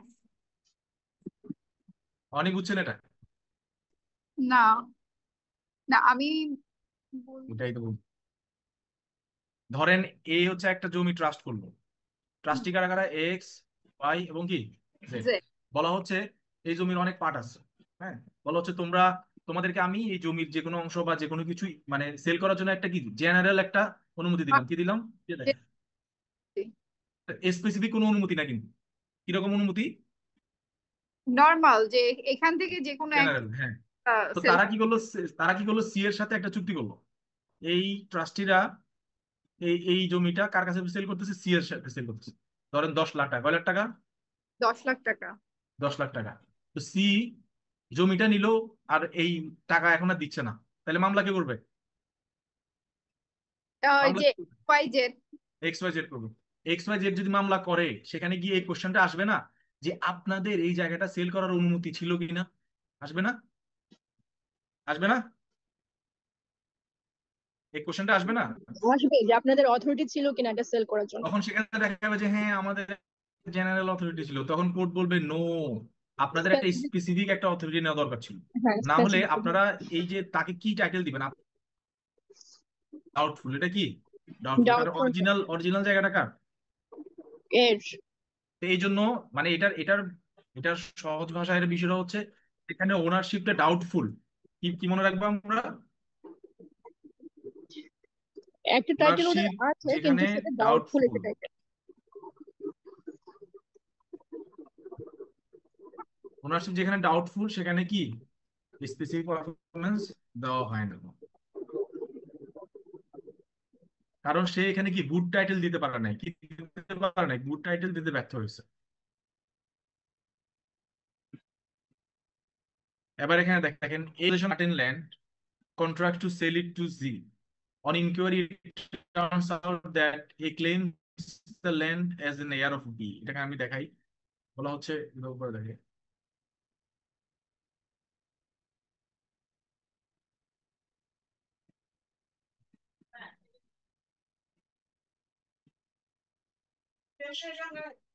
এ একটা জমির দখলে আছে, সে এটা জি কে দিবে। ইনকোয়ারি করার সময় বের হইলো যে এই জমিটা কার উত্তরাধিকারী হিসেবে চায়? বিয়ের উত্তরাধিকারী হিসেবে চায়, বিয়ের। Who left the country several years before, সে যে অনেক আগে এই দেশ ছেড়ে পালাইছে, and is generally believe to be dead, এবং ধরে নেওয়া হচ্ছে বি হচ্ছে কি মৃত, but of whose death there is no sufficient proof, মানে বি যে মারা গেছে এটা নিয়ে কোনো প্রমাণ আর এখনো কেউ নাই, বাট ধরে নেওয়া হচ্ছে সে মারা গেছে। তাইলে হ্যাঁ A can not compel G specially to perform the contract. খুব মজার একটা উদাহরণ, এবং এটারে আপনারা 3 স্টার দিয়ে রাখেন পরীক্ষা আসার মতো। উদাহরণটা বুঝছেন? মানে ইয়াটা বুঝছেন, ড্রয়িংটা বুঝছেন? বলি, হ্যাঁ, সেটা হচ্ছে যে এ একটা জমি হচ্ছে জেটের কাছে সেল করবে, কিন্তু এই জমিটা হুম মেইনলি হচ্ছে বি এর। এখন বি হচ্ছে আহ, মানে অন্য কোথাও আছে, এবং সেটা হচ্ছে যে সে বেঁচে আছে কিনা সে ব্যাপারেও শিওর না। হুম হুম। তো উনার হচ্ছে যে জমিটা তো তার, এখন যেহেতু সে মারা গিয়েছে বা বেঁচে আছে কিনা এরকম কোনো স্পেসিফিক প্রুফ হচ্ছে নেই, নেই। তার জন্য তাইলে এ কি এখন জি কে একটা ভালো টাইটেল দিতে পারতেছে? না। তার টাইটেলটা ডাউটফুল হয়ে গেছে না? হ্যাঁ, খেয়াল করছেন? আর এ বলতেছে বি আমার বাবা, আমি এই জায়গাটা বি এর ছেলে হিসেবে দখল করতেছি। তাইলে এর এটাকে কি বলা হয়? এদিন পড়াইছিলাম, এই যে জি এর কাছে যে সেল করতেছে, এই যে তার ক্যাপাসিটিটাকে কি বলা হয় বলেন তো? স্পেস সাকসেশনিস্ট। সাকসেসনিস্ট। এখন কিন্তু পরবর্তীতে যদি কোনো এক সময় বি যদি দেশে আসে, তাহলে এ এর সাথে জি এর যে কন্ট্রাক্ট, এটা কি ভ্যালিড থাকবে? না, ভ্যালিড থাকবে না। ভ্যালিড ভ্যালিড করতে হবে। তবে বি মরে গেলে কিসের আন্ডারে করবো সেটা আমরা doctrine of contract। Doctrine of chance of getting doctrine of estoppel. স্টপেলের আন্ডারে করবো। বাট বি মরলে তারপরে করবো। বি যদি না মরে, জমি তো আমার এখন লাগবে, বি মরবে 20 বছর পরে, তখন আমি কি বসে থাকবো? তার মানে আমাকে এ কোনো ডাউট ফ্রি বা ভালো টাইটেল দিতে পারতেছে না। এই কারণে এ যদি কোর্টে যায়, তাহলে একে কি কোর্ট ডিগ্রি দিবে? দিবে না। দিবে না। এবার আমরা এখানে আমি একটা লিখছিলাম আপনাদের বোঝার জন্য, ড্যাড এলাইভ এর একটা উদাহরণ। কারণ ল যখন পড়বেন সবসময় লকে অ্যাসিমিলেশন ডিসিমিলেশন করে পড়বেন। এই ড্যাড এলাইভ যে প্রমাণ, এই যে প্রুফের কথা বলছে, প্রমাণের কথা বলছে, প্রমাণের জন্য আমাদের কোন আইন? Evidence evidence act. এটা বলা হচ্ছে কোথায়? 7। 107 বলা হচ্ছে। প্রশ্ন হচ্ছে এই যে এখানে বি, মানে প্রশ্ন হচ্ছে বি কি ডেড নাকি এলাইভ, রাইট? তো এখন এ তো দেখাবে যে আমার বাপ মরে গেছে বহুত আগে, এ দেখাবে যে হি আমার বাপ অনেক আগে মরে গেছে। বাট কেউ যদি দেখায় যে হি ওয়াজ অ্যালাইভ ফর 30 ইয়ার্স, কত বছর ধরে জীবিত ছিল? 30 30 years বছর ধরে জীবিত ছিল। 30 বছর ধরে, একসাথে আপনাদেরকে এভিডেন্স একটা এটা পড়াই ফেলতেছি। 30 বছর ধরে কি ছিল? জীবিত ছিল। জীবিত ছিল। তাইলে বার্ডেন অফ প্রুফ কার উপর? যে বলবে সে ডেড। যে বলবে সেটা তাকে ডেট প্রুফ করতে হবে, যে হ্যাঁ, বলবে অ্যালাইভ তাকে অ্যালাইভ প্রুফ করতে হবে। যে বলবে মারা গেছে তাকে প্রমাণ করতে হবে। তাহলে এখানে প্রমাণ কে করবে? বি এ সো এ প্রমাণ। Very good, very good. এখানে প্রমাণ কি করবে? এ। এ এ যদি দেখাইতে পারে যে হ্যাঁ দেখেন সে মারা গেছে, এখানে মানে এর যে অপোজিট পার্টি বিবাদী, তারা খালি দেখাবে যে বি, যদিও মামলা এতদূর যাবে না, মামলা অনেক আগে শেষ হচ্ছে, বাট আপনাদেরকে বোঝানোর জন্য বলতেছি। যদি দেখা যায় যে যে 30 বছর ধরে বি জীবিত ছিল, তখন পুরো বার্ডেনটা কার উপর চলে আসবে? এর উপর চলে আসবে। তখন একে দেখা যাবে যে তার বাবা মৃত। ঠিক। আর এখানে বলা হচ্ছে এটা হচ্ছে 108। এখানে বলা হচ্ছে যে বি মারা গেছে নাকি জীবিত আছে। তো একজন বলল যে he he is not known for 7 years, 7 বছর ধরে মারা গিয়েছে। তার কোনো খোঁজ খবর নেই। কোনো খবর নাই। তাহলে যে বলবে জীবিত আছে, প্রমাণ তাকে করতে হবে। তাকে করতে হবে। এখন এই জমি নিয়ে যদি ঝামেলা হয়, তাহলে বিবাদী প্রমাণ করবে যে তোমার বাপ তো জীবিত আছে, রাইট? এখন দেখেন আমরা কত দ্রুত ভুলে যাই। একটা লোক 30 বছর ধরে জীবিত থাকলে তারা বলি যে সে জীবিত আছে, আর একটা লোকের 7 বছর ধরে খুঁজে না পেলে তারা আমরা ধরে নিই কি সে সে মারা মৃত। গেছে। মানে পৃথিবী কত নিষ্ঠুর। ইভেন আমাদের যে dissolution of Muslim marriages act যেটা আছে 39, হ্যাঁ, হ্যাঁ সেখানে সেকশন 2 এর সাবসেকশন 3 তে এরকম প্রমাণ 3 তে বলা আছে যে কেউ যদি 7 বছর জেলে থাকে, তাইলে বউ কিন্তু তারে ছেড়ে দিতে পারে। হ্যাঁ ডিভোর্স নিতে পারবে। এটা আপনারা জানেন? জি এটা স্যার। জানেন? কিন্তু এখন এটা দেখেন তো করে মহিলাদের কত ক্ষমতা দিচ্ছে। মানে ডিভোর্স নেওয়ার ভ্যালিড গ্রাউন্ড। হ্যাঁ, ডিভোর্স দেওয়ার তখন একটা ভ্যালিড গ্রাউন্ড তৈরি হবে।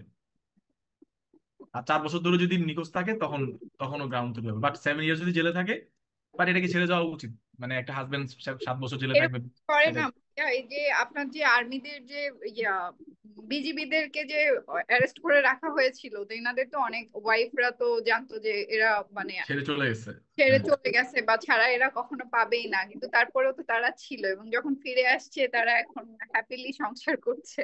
না, এটাই হওয়া উচিত। এটা মানে আইন আপনাকে অপশন দিছে, আপনি সেটা ইউজ আমাদের দেশের মতো সার্কামস্টেন্সে এটা কিভাবে হওয়া উচিত? আমাদের দেশে ম্যাক্সিমাম যারা গার্ল, আমি আমাকে ইনক্লুডেড করে বলতেছি, আমরা এমপ্লয়েড না।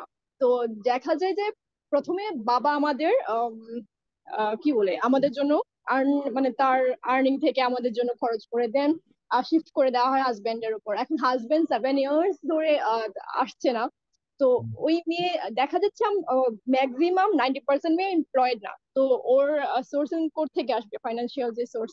তো এই আই থিঙ্ক এই বিষয়গুলো চিন্তা করে ডিভোর্সের জন্য একটা গ্রাউন্ড ক্রিয়েট করে দেওয়া হয়েছে। এবার এবার বলি, 7 ইয়ার্স ধরে টানা কেউ জেল খাটে না আনলেস হি ইজ কি বলবো convicted of murder. Murder. Condemn সেলে যদি থাকে, কারণ 7 বছর টানা কেউ জেলে থাকে না। 2-3 বছর পরে হলেও তার জামিন হয়। তো জামিন হলো তো ওয়াইফের সাথে দেখা করাই যায়, তখন তার 7 বছরের যে একটা টানা ব্যারিয়ার সেটা আর থাকতেছে না। এখানে কিন্তু বলে নাই যে ক্যালকুলেশন করে 7 বছর, বলা হচ্ছে টানা 7 বছর। তো টানা 7 বছর মানে যার যাবজ্জীবন ফাঁসি ফাঁসি হবে শুধু সেই থাকে। তো তার তো আর বাইরে বেরোনোর কোনো অপশন নেই, তার বউ তো চলেই যাবে, সে থাকবেই না। এই আর কি। তো এখন দেখেন এই উদাহরণটা আসছে পরীক্ষাতে, একটু ক্লিয়ার করে দিই, অনেক লেখা হয়ে গেছে।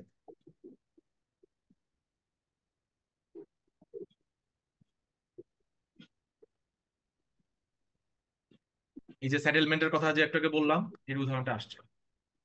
এটা খুবই ইম্পর্টেন্ট, বাট সামনে 16তে আসছে এটা। তা আপনারা তো 18 দিবেন, 19 দিবেন, আপনাদের এখানে আসতে পারে। বলা হচ্ছে A out of natural love and affection. এই আমি উদাহরণটা এখানে লিখে দিচ্ছি।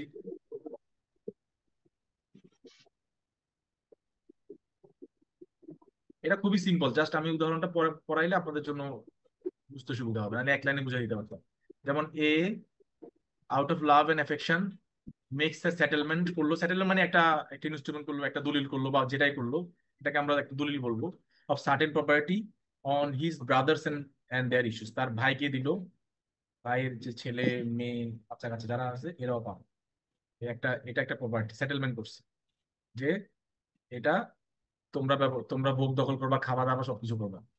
তো এন্ড পরে afterwards enters into a contract to sell property to stranger.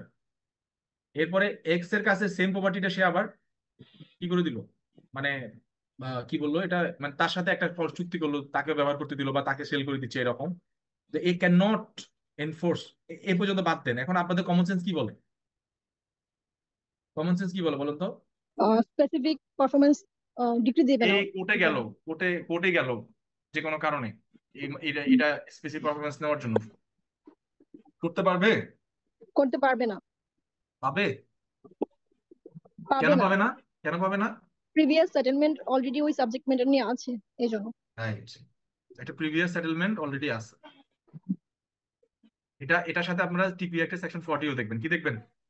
টিপি অ্যাক্ট সেকশন 40।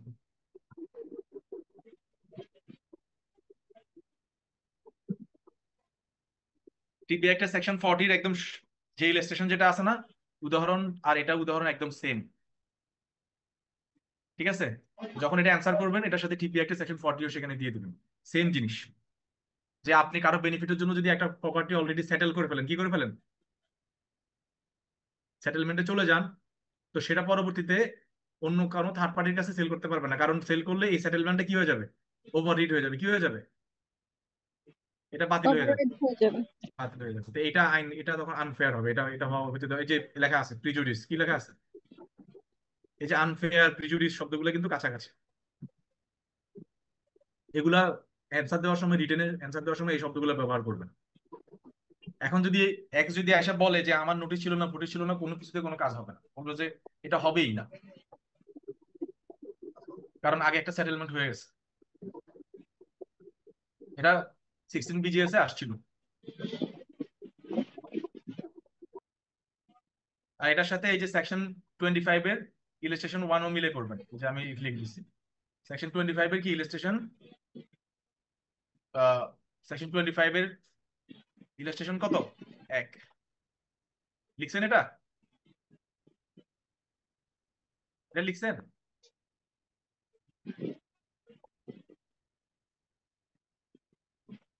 লিখেছেন আপনারা?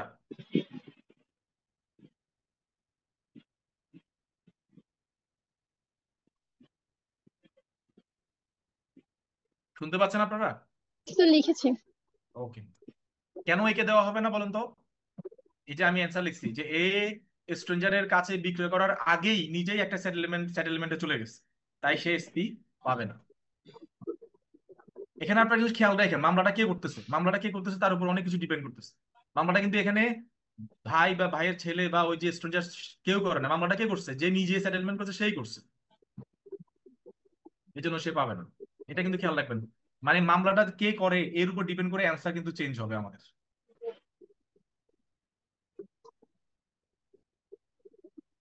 এবার আমরা চলে আসবো যে ভ্যারিয়েশন যদি কেউ একটা, ধরো আমি এটা চুক্তি করলাম, হ্যাঁ, এই চুক্তিতে আমি অনেক কিছু লিখলাম, এখানে একটা ভেরিয়েশন আছে, এই একটা ভেরিয়েশন আমি ঢুকাইলাম,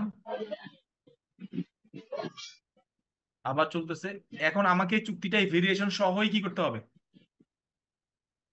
ওকে করতে হবে। কি করতে হবে? ভেরিয়েশন সহই। ক্লিয়ার? বোঝা গেছে? Clear sir. ভেরিয়েশন মানে হচ্ছে কি, অল্টার করা, চেঞ্জ করা, হ্যাঁ, বা এটাকে রিভাইজ করা বা ভার্সন চেঞ্জ করা, এটাকে ভেরিয়েশন। এখন কথা হচ্ছে, এবার আপনারা আমাকে একটা জিনিস ধরেন না, এখনো এটা ধরা উচিত ছিল, যে একটা চুক্তি দুজনে মিলে করলো, তারপর দুইজন স্বাক্ষর করলো, তাইলে তো এখন মাঝখানে যদি কেউ একটা ভেরিয়েশন ঢুকায়, তাহলে তো এটা তো এখন আর এনফোর্স করার সুযোগ নাই।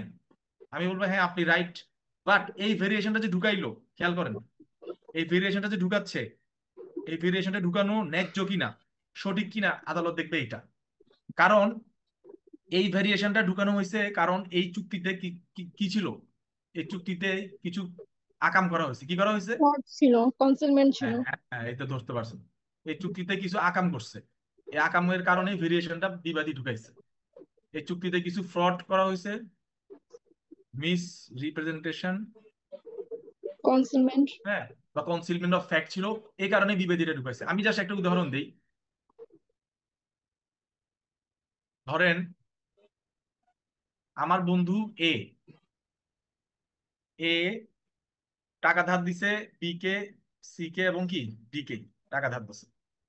তো যে চুক্তি ছিল, টাকা ধার দিছে ধরেন 1 লাখ। কত লাখ? 1 লাখ।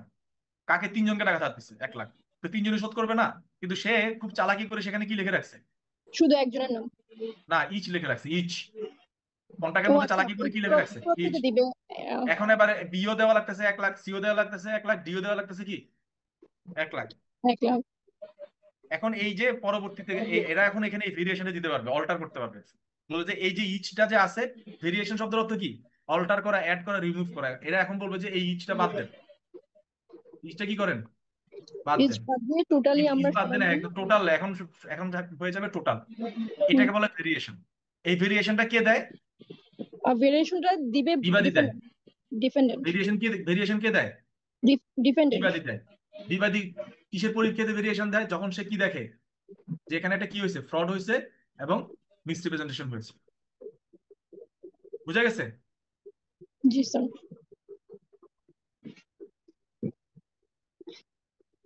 তাইলে জেনারেল আইডিয়া হচ্ছে একটা কন্ট্রাক্ট যেমন যেমন ভাবে সম্পাদিত হয়েছে সেভাবেই কি করতে হবে? বাস্তবায়ন করতে হবে। কোনো ধরনের সেটাকে কোনো এনফোর্স ধরনের করতে হবে। ভেরিয়েশন চলবে না, কোনো ধরনের ভেরিয়েশন কি চলবে চলবে না। না, বা পরবর্তীতে কোনো অল্টারেশন চলবে না। দুজনে মিলে অল্টার করলে সেটা ফাইন, বাট কোনো একজনের কথায় অল্টারেশন আনা যাবে না। কিন্তু আমাদের এই সেকশন বলতেছে হ্যাঁ আপনার কথা রাইট, তবে যদি দেখা যায় যে ওই চুক্তিতে কোনো কি হয়েছে, ফ্রড হয়েছে, বেসিক্যালি ট্রু বা ইন্টেনশন যেটা সেটা এক্সপ্রেস করা হচ্ছে না ওই ইন্টেনশন দিয়ে। বা মিসরিপ্রেজেন্টেশন হয়েছে, হুম। বা হচ্ছে ট্রু ইন্টেনশনটা ফুটে নাই, ইন্টেনশনটা আসে নাই, এই সমস্ত কারণে পরবর্তীতে বিবাদী চাইলে সেখানে কি ভেরিয়েশন চাইবে। ভেরিয়েশন অ্যাড করতে পারে। এবং তখন এই ভেরিয়েশন সহই, খেয়াল করেন এই যে দেখালাম, তখন এই ভেরিয়েশন সহ কিন্তু কন্ট্রাক্টে কি করতে হবে? বাস্তবায়ন হ্যাঁ, করতে কোর্ট হবে। বলবে যে ডিফেন্ডেন্ট যে ভেরিয়েশন আনছে আপনি যদি সেটাকে অ্যাকসেপ্ট করে নেন তাহলে আমরা স্পেসিফিক পারফরমেন্স করে দিব। দিব, মানে হ্যাঁ, request। নাইলে আপনি আপনি হাঁটা ধরেন বাসায় চলে যাবেন। এটা বলে। তো বলা হচ্ছে দেখেন, where a plaintiff seeks specific performance of a contract in writing to which the dependent sets of a variation, the plaintiff cannot obtain the performance sought, এই যে এই in the following cases except with the variations of setup, মানে যখন একটা চুক্তি করা হবে এবং সেই চুক্তিতে, মানে এটাকে আপনারা পরীক্ষা খাতায় এভাবে লিখবেন, এখানে অনেকেই আপনারা ভুল করেন, মানে লিখতে পারে না। জাস্ট তিনটারে আপনার খাতার মধ্যে লেখেন তো সবাই। যখন একটা চুক্তি করা হয়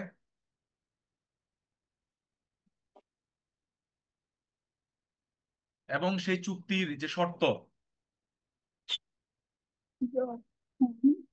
চুক্তির শর্তে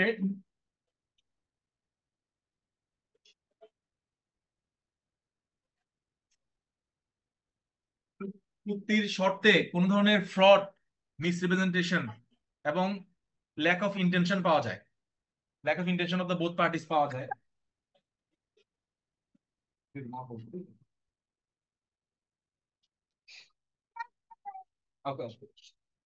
আচ্ছা ঠিক আছে।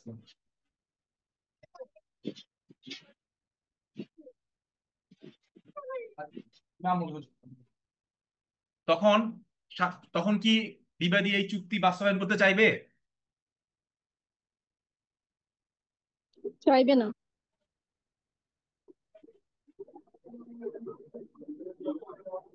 চাইবে না, রাইট। বিবাদী এই চুক্তি বাস্তবায়ন করতে চাইবে না, বলবো যে এখানে ফ্রড হয়েছে, মিসরিপ্রেজেন্টেশন হয়েছে। যেমন আমি ডিম কিনবো, হালিতে লেখা আছে কেজিতে, তারপরে হচ্ছে আমরা বলছি আমরা তিনজন মিলে 1,000 টাকা দিব, 1 লাখ টাকা দিব, আপনি লিখে রাখছেন ইচ, এখন আমরা তিনজন মিলে 3 লাখ টাকা দিব। তার মানে এখানে কি ফ্রড হচ্ছে, মিসরিপ্রেজেন্টেশন হচ্ছে, ইন্টেনশন আসতেছে না।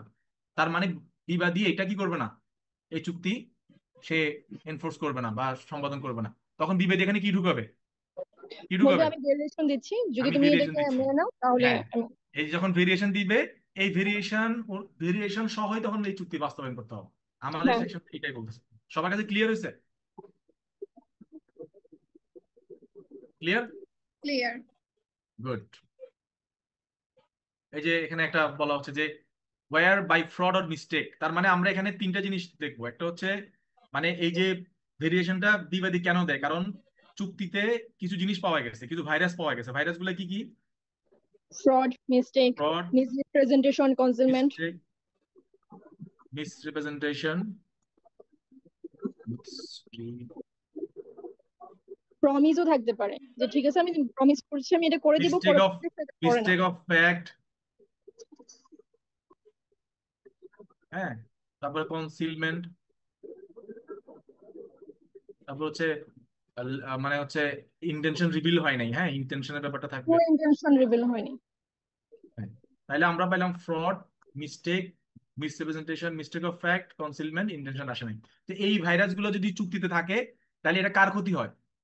ডিপেন্ডেন্টের। ডিপেন্ডেন্টের ক্ষতি হয়। তো ডিপেন্ডেন্ট তখন চুক্তিটা বাস্তবায়ন করতে চায় না, তখন ডিপেন্ডেন্ট সেখানে কি দেয়, অল্টার বলবে করতে আমি চায়, কি দেয়, ভেরিয়েশন ক্লজ সে দিচ্ছি ভ্যারি তুমি এটা করতে অ্যাড চায়, করে নাও ভ্যারি, কন্ট্রাক্টে। মানে সে ভ্যারি করতে চায় যে আমি চেঞ্জ করবো, আমি অল্টার করবো, রিমুভ করবো, কোনো কিছু অ্যাড করবো, কোনো কিছু বাদ দিব।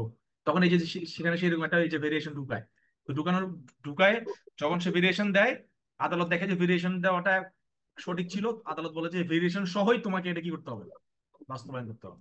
যেমন একটা উদাহরণ দিই, এগুলো লিখছেন সবগুলা, এগুলো জি সব স্যার। লিখছেন, ভেরিয়েশন কখন দিতে হয়, ফ্রড, মিস্টেক, এগুলো লেখেন সব।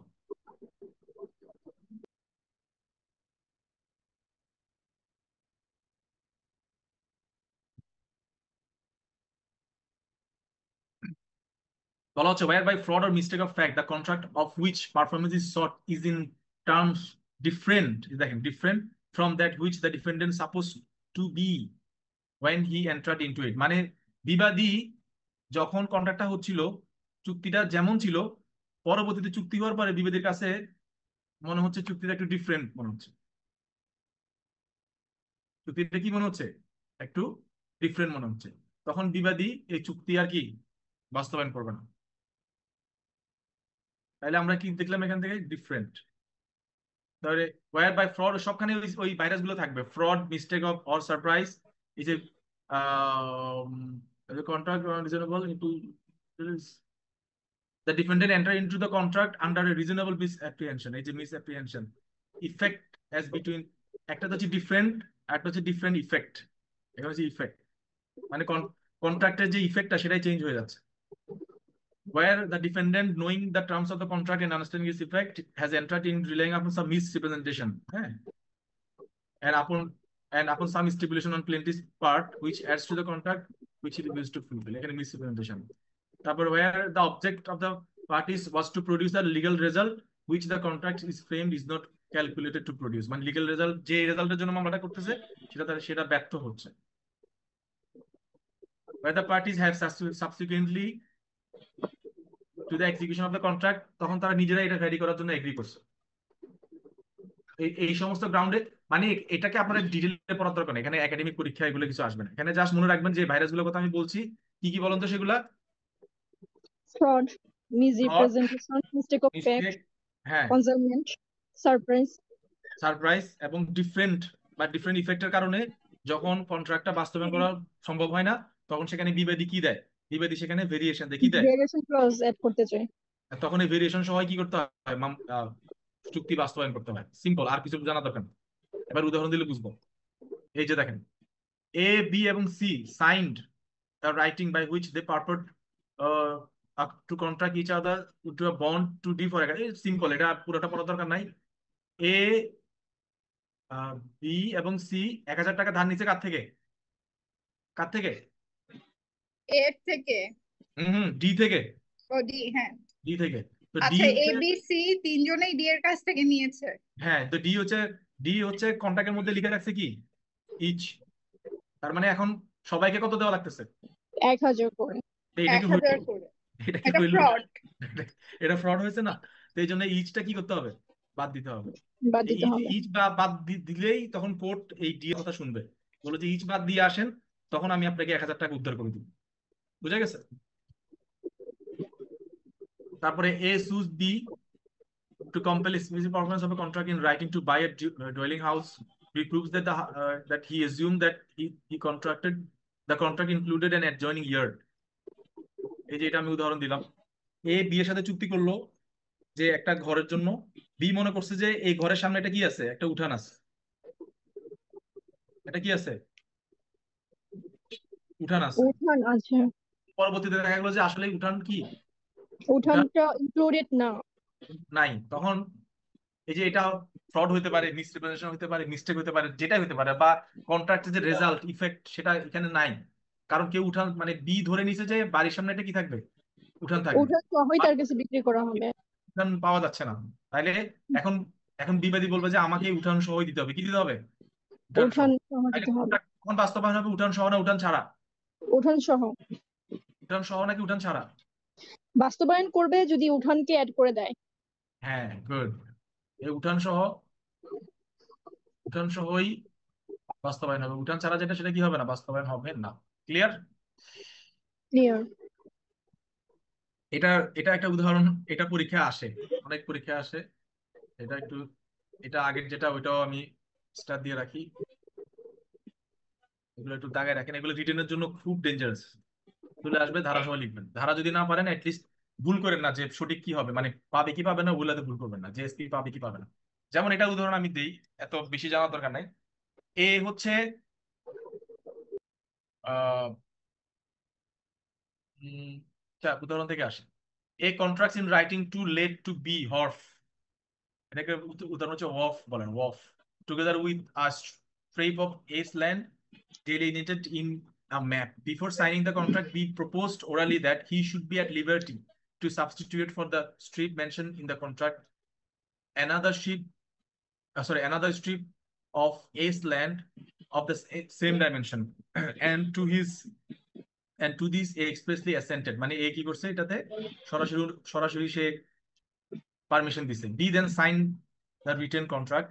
A cannot obtain a specific performance of the written contract except with the variation. বলা হচ্ছে যে এটা হচ্ছে এটা ধরেন এটা হচ্ছে সদরঘাটের লঞ্চ টার্মিনাল। এখানে লঞ্চ এখানে ভিড়বে, এখানে ভিড়বে, এখানে ভিড়বে, এখানে ভিড়বে। এ এর সাথে বি এর চুক্তি হয়েছে। বি বলতেছে আমি এই যে 4টা জেটি আছে, 4টা জেটি যে কোনো একটাতে কি করবো, মানে I shall be at my liberty, ঠিক আছে?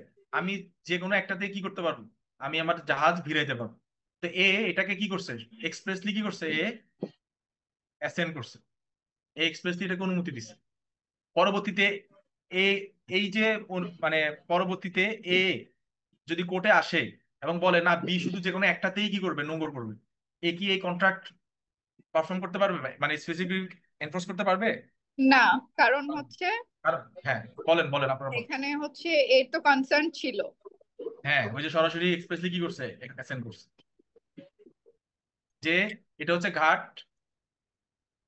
এই মানে যখন এর সাথে বি চুক্তি হচ্ছে, এ হচ্ছে ঘাটের মালিক, বি হচ্ছে জাহাজের মালিক, খেয়াল করেন। এটা হচ্ছে ঘাট, তো ঘাটের এখানে 4টা টার্মিনাল, 1 2 3 4। তো হ্যাঁ, কন্ট্যাক্ট করার সময় বি বলতেছে, এই দেখেন, বি প্রপোজড ওরালি, মৌখিকভাবে বলছে that he should be at liberty two substitute for the strike mention in the contract. মানে বলা হচ্ছে যে কন্ট্রাক্টে বলা হচ্ছে এ এর কথা, মানে তুমি শুধু এ তে ভিড়বা। সে বলতেছে না আমি চাইলে, বা ভাই আপনার সাথে তো অনেকদিন ধরে ব্যবসা করি, আমি শুধু এতে না, আমি চাইলে টু তেও, মানে সরি, এটাতেও করতে পারবো, এটাতেও করতে পারবো, এটাতে করতে পারবো, কি করতে পারবো, মানে আমি জাহাজ নোঙ্গর করতে পারবো। তখন এ কি করলো, এক্সপ্রেসলি কি করলো, অ্যাসেন্ড করলো, মানে এটাতে কি করলো, অনুমতি দিল। অনুমতি প্রদান করলো। হ্যাঁ। তো পরবর্তীতে যদি কোনো ঝামেলা হয়, এই যে ভেরিয়েশনটা যে বি বি যে দিল ভেরিয়েশনটা, কন্ট্রাক্ট কিন্তু এই ভেরিয়েশন সহ কি হবে, এনফোর্স করতে হবে। কারণ এটাকে কি দিছে, অনুমতি দিছে। পরীক্ষা আসবে যে এ এই এই কন্ট্রাক্টটা কি এই এনফোর্স করতে পারবে কি পারবে পারবে না। ধরেন এই বি এবং এর মধ্যে ঝামেলা হলো, এখন এই কোর্টে এসে বললো বললো যে মাননীয় আদালত বি কে শুধুমাত্র এখানেই কি করতে হবে, নোংর করতে হবে। তাইলে এ কি বি কে বাধ্য করতে পারবে, বা কোর্ট কি বি কে বাধ্য করতে পারবে, বা এখানে কার পক্ষে ডিগ্রি ডিগ্রি দিবে, কি অ্যান্সার দিবেন বলেন? কোর্ট আগে বলবে যে বি যে ভেরিয়েশন চাচ্ছে, যে বাকি যেটিগুলো মানে বাকি যে ওয়ার্ড গুলো তাকে ব্যবহার করতে দেওয়ার কথা সেগুলো যদি আপনি ব্যবহার করতে দেন এবং আপনি যদি এটাতে সম্মতি দেন তাহলেই আমরা এনফোর্স করে দিব। মানে সম্মতিরা কিছু না, মানে এখানে এটাই হবে, মানে বি যেভাবে লিখছে, এই যে আপনি যে বলছেন যে কোনোটাতে সে নোংর করতে পারবে, ওভাবেই এটা এনফোর্স হবে। মানে শুধু একটাতে সে মানে আসার জন্য তাকে বাধ্য করা যাবে না। ক্লিয়ার? শান্তা আছেন? শান্তা, জি ভাই। এটা একটু বুঝান তো, দেখি বুঝছেন কিনা। আচ্ছা, এ এবং বি এর মধ্যে কন্ট্রাক্ট হয়েছে। আহ সেখানে 4টা স্ট্রিপ অফ ল্যান্ড। এখানে আপনার উদাহরণে আপনি বলেছেন যে 4টা জেটি আছে জাহাজ নোঙর করার। বি চেয়েছে এর কাছে পারমিশন যে সে যে কোনো জেটি ব্যবহার করেই তার জাহাজ নোঙর করতে পারবে। এ সেটার পারমিশন দিয়েছে। হ্যাঁ, মানে যার জমি, যে বিক্রেতা, সে এটার পারমিশন দিয়েছে এবং কন্ট্রাক্ট সাইন করেছে। B then sign the written contract. Contract sign করেছে। পরবর্তীতে গিয়ে যে বিক্রেতা, সে বলতে পারবে না যে আমি আমার পারমিশন উইথড্র করে নিচ্ছি এবং সেই উইথড্রয়াল সহই স্পেসিফিক পারফরমেন্স করতে হবে, বরং যেই ভ্যারিয়েশনে সে এগ্রি করে ফেলেছে অলরেডি সেটা সহ এনফোর্স করতে হবে। কোর্ট সেটার ডিরেকশন দেবে। রাইট, এটাকে আমরা আরো সহজে বলতে পারি। আমরা যে ইদানিং ফ্ল্যাট ভাড়া, বাসা ভাড়া নেই না, হ্যাঁ, তো ফ্ল্যাটের মধ্যে আমি ধরেন এই যে এই ফ্ল্যাটটা এটা আমি নিলাম, আমাকে কন্ট্রাক্টে বলাই হয়েছে যে 1 2 3 4 5 6 6টা ফ্ল্যাট, এই যে নিচে গ্রাউন্ড ফ্লোরও 1 2 3 4 5 6 6টা গাড়ির কি আছে, পার্কিং আছে, তাই না? এখন আমরা যদি বলে যে তোমার গাড়ির পার্কিং নাই, আমি কি মানবো? মানবো? না, আমি তো ধরে নিব কেন, এর আছে, এর আছে, এর আছে, এর আছে, এর আছে, আমারটা কেন থাকবে, তাই না? তার নিচে পার্কিংও কিন্তু 6টাই আছে, তার মানে একটা আমার পার্কিং। তখন এটা হ্যাঁ, চুক্তিতে পার্কিং কথাটা উঠে নাই, কি কারণে উঠে নাই, কি কি কারণে উঠে নাই, ওই যে ভাইরাস গুলা কি, ফ্রড, কনসিলমেন্ট, মিসরিপ্রেজেন্টেশন, সারপ্রাইজ, অথবা যে কোনো কারণে উঠে নাই। বাট এখন আমাকে এখন বিবাদী কি করবে, পার্কিং এর কথাটা এখানে ঢুকাবে, কন্ট্রাক্টের মধ্যে পার্কিং এর কথাটা ঢুকাবে। এই যে একটা ভেরিয়েশন ঢুকাইলো না, এই ভেরিয়েশন সহই কি করতে হবে, চুক্তিটা এনফোর্স করতে হবে। এখন এই বাড়ির যে মানে অ্যাপার্টমেন্টের মালিক যদি কোর্টে যায় এবং বিবাদী যদি দেখায় যে আমি এই পার্কিং এর ব্যাপারটা কন্ট্রাক্টে উঠে নাই, বাট উঠার কথা ছিল, ভেরিয়েশনটা আপনি মঞ্জুর করেন এবং এই ভেরিয়েশনটা লিগাল, ভেরিয়েশনটা দেওয়া হয়েছে কারণ পার্কিং এর বিষয়টা ফ্রডের কারণে আসে নাই। তখন কোর্ট এই যে মানে আমার যে ভেরিয়েশন আমি দিয়েছি সেই ভেরিয়েশনটাকে লিগাল এবং লেজিট ধরে নিবে এবং সেই ভেরিয়েশনটা সবই কন্ট্রাক্টে কি করবে, এনফোর্স করবে। ক্লিয়ার? Here.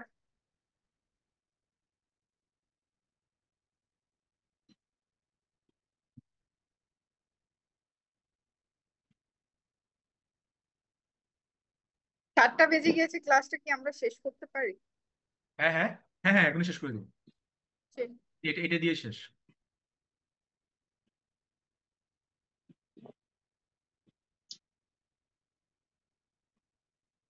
এই যে এটা একটা উদাহরণ, খুবই খুবই সহজ। বলছে A contracts in writing to let house to B, মানে এ বিয়ের সাথে তার ঘরটা ভাড়া দেওয়ার জন্য চুক্তি করছে।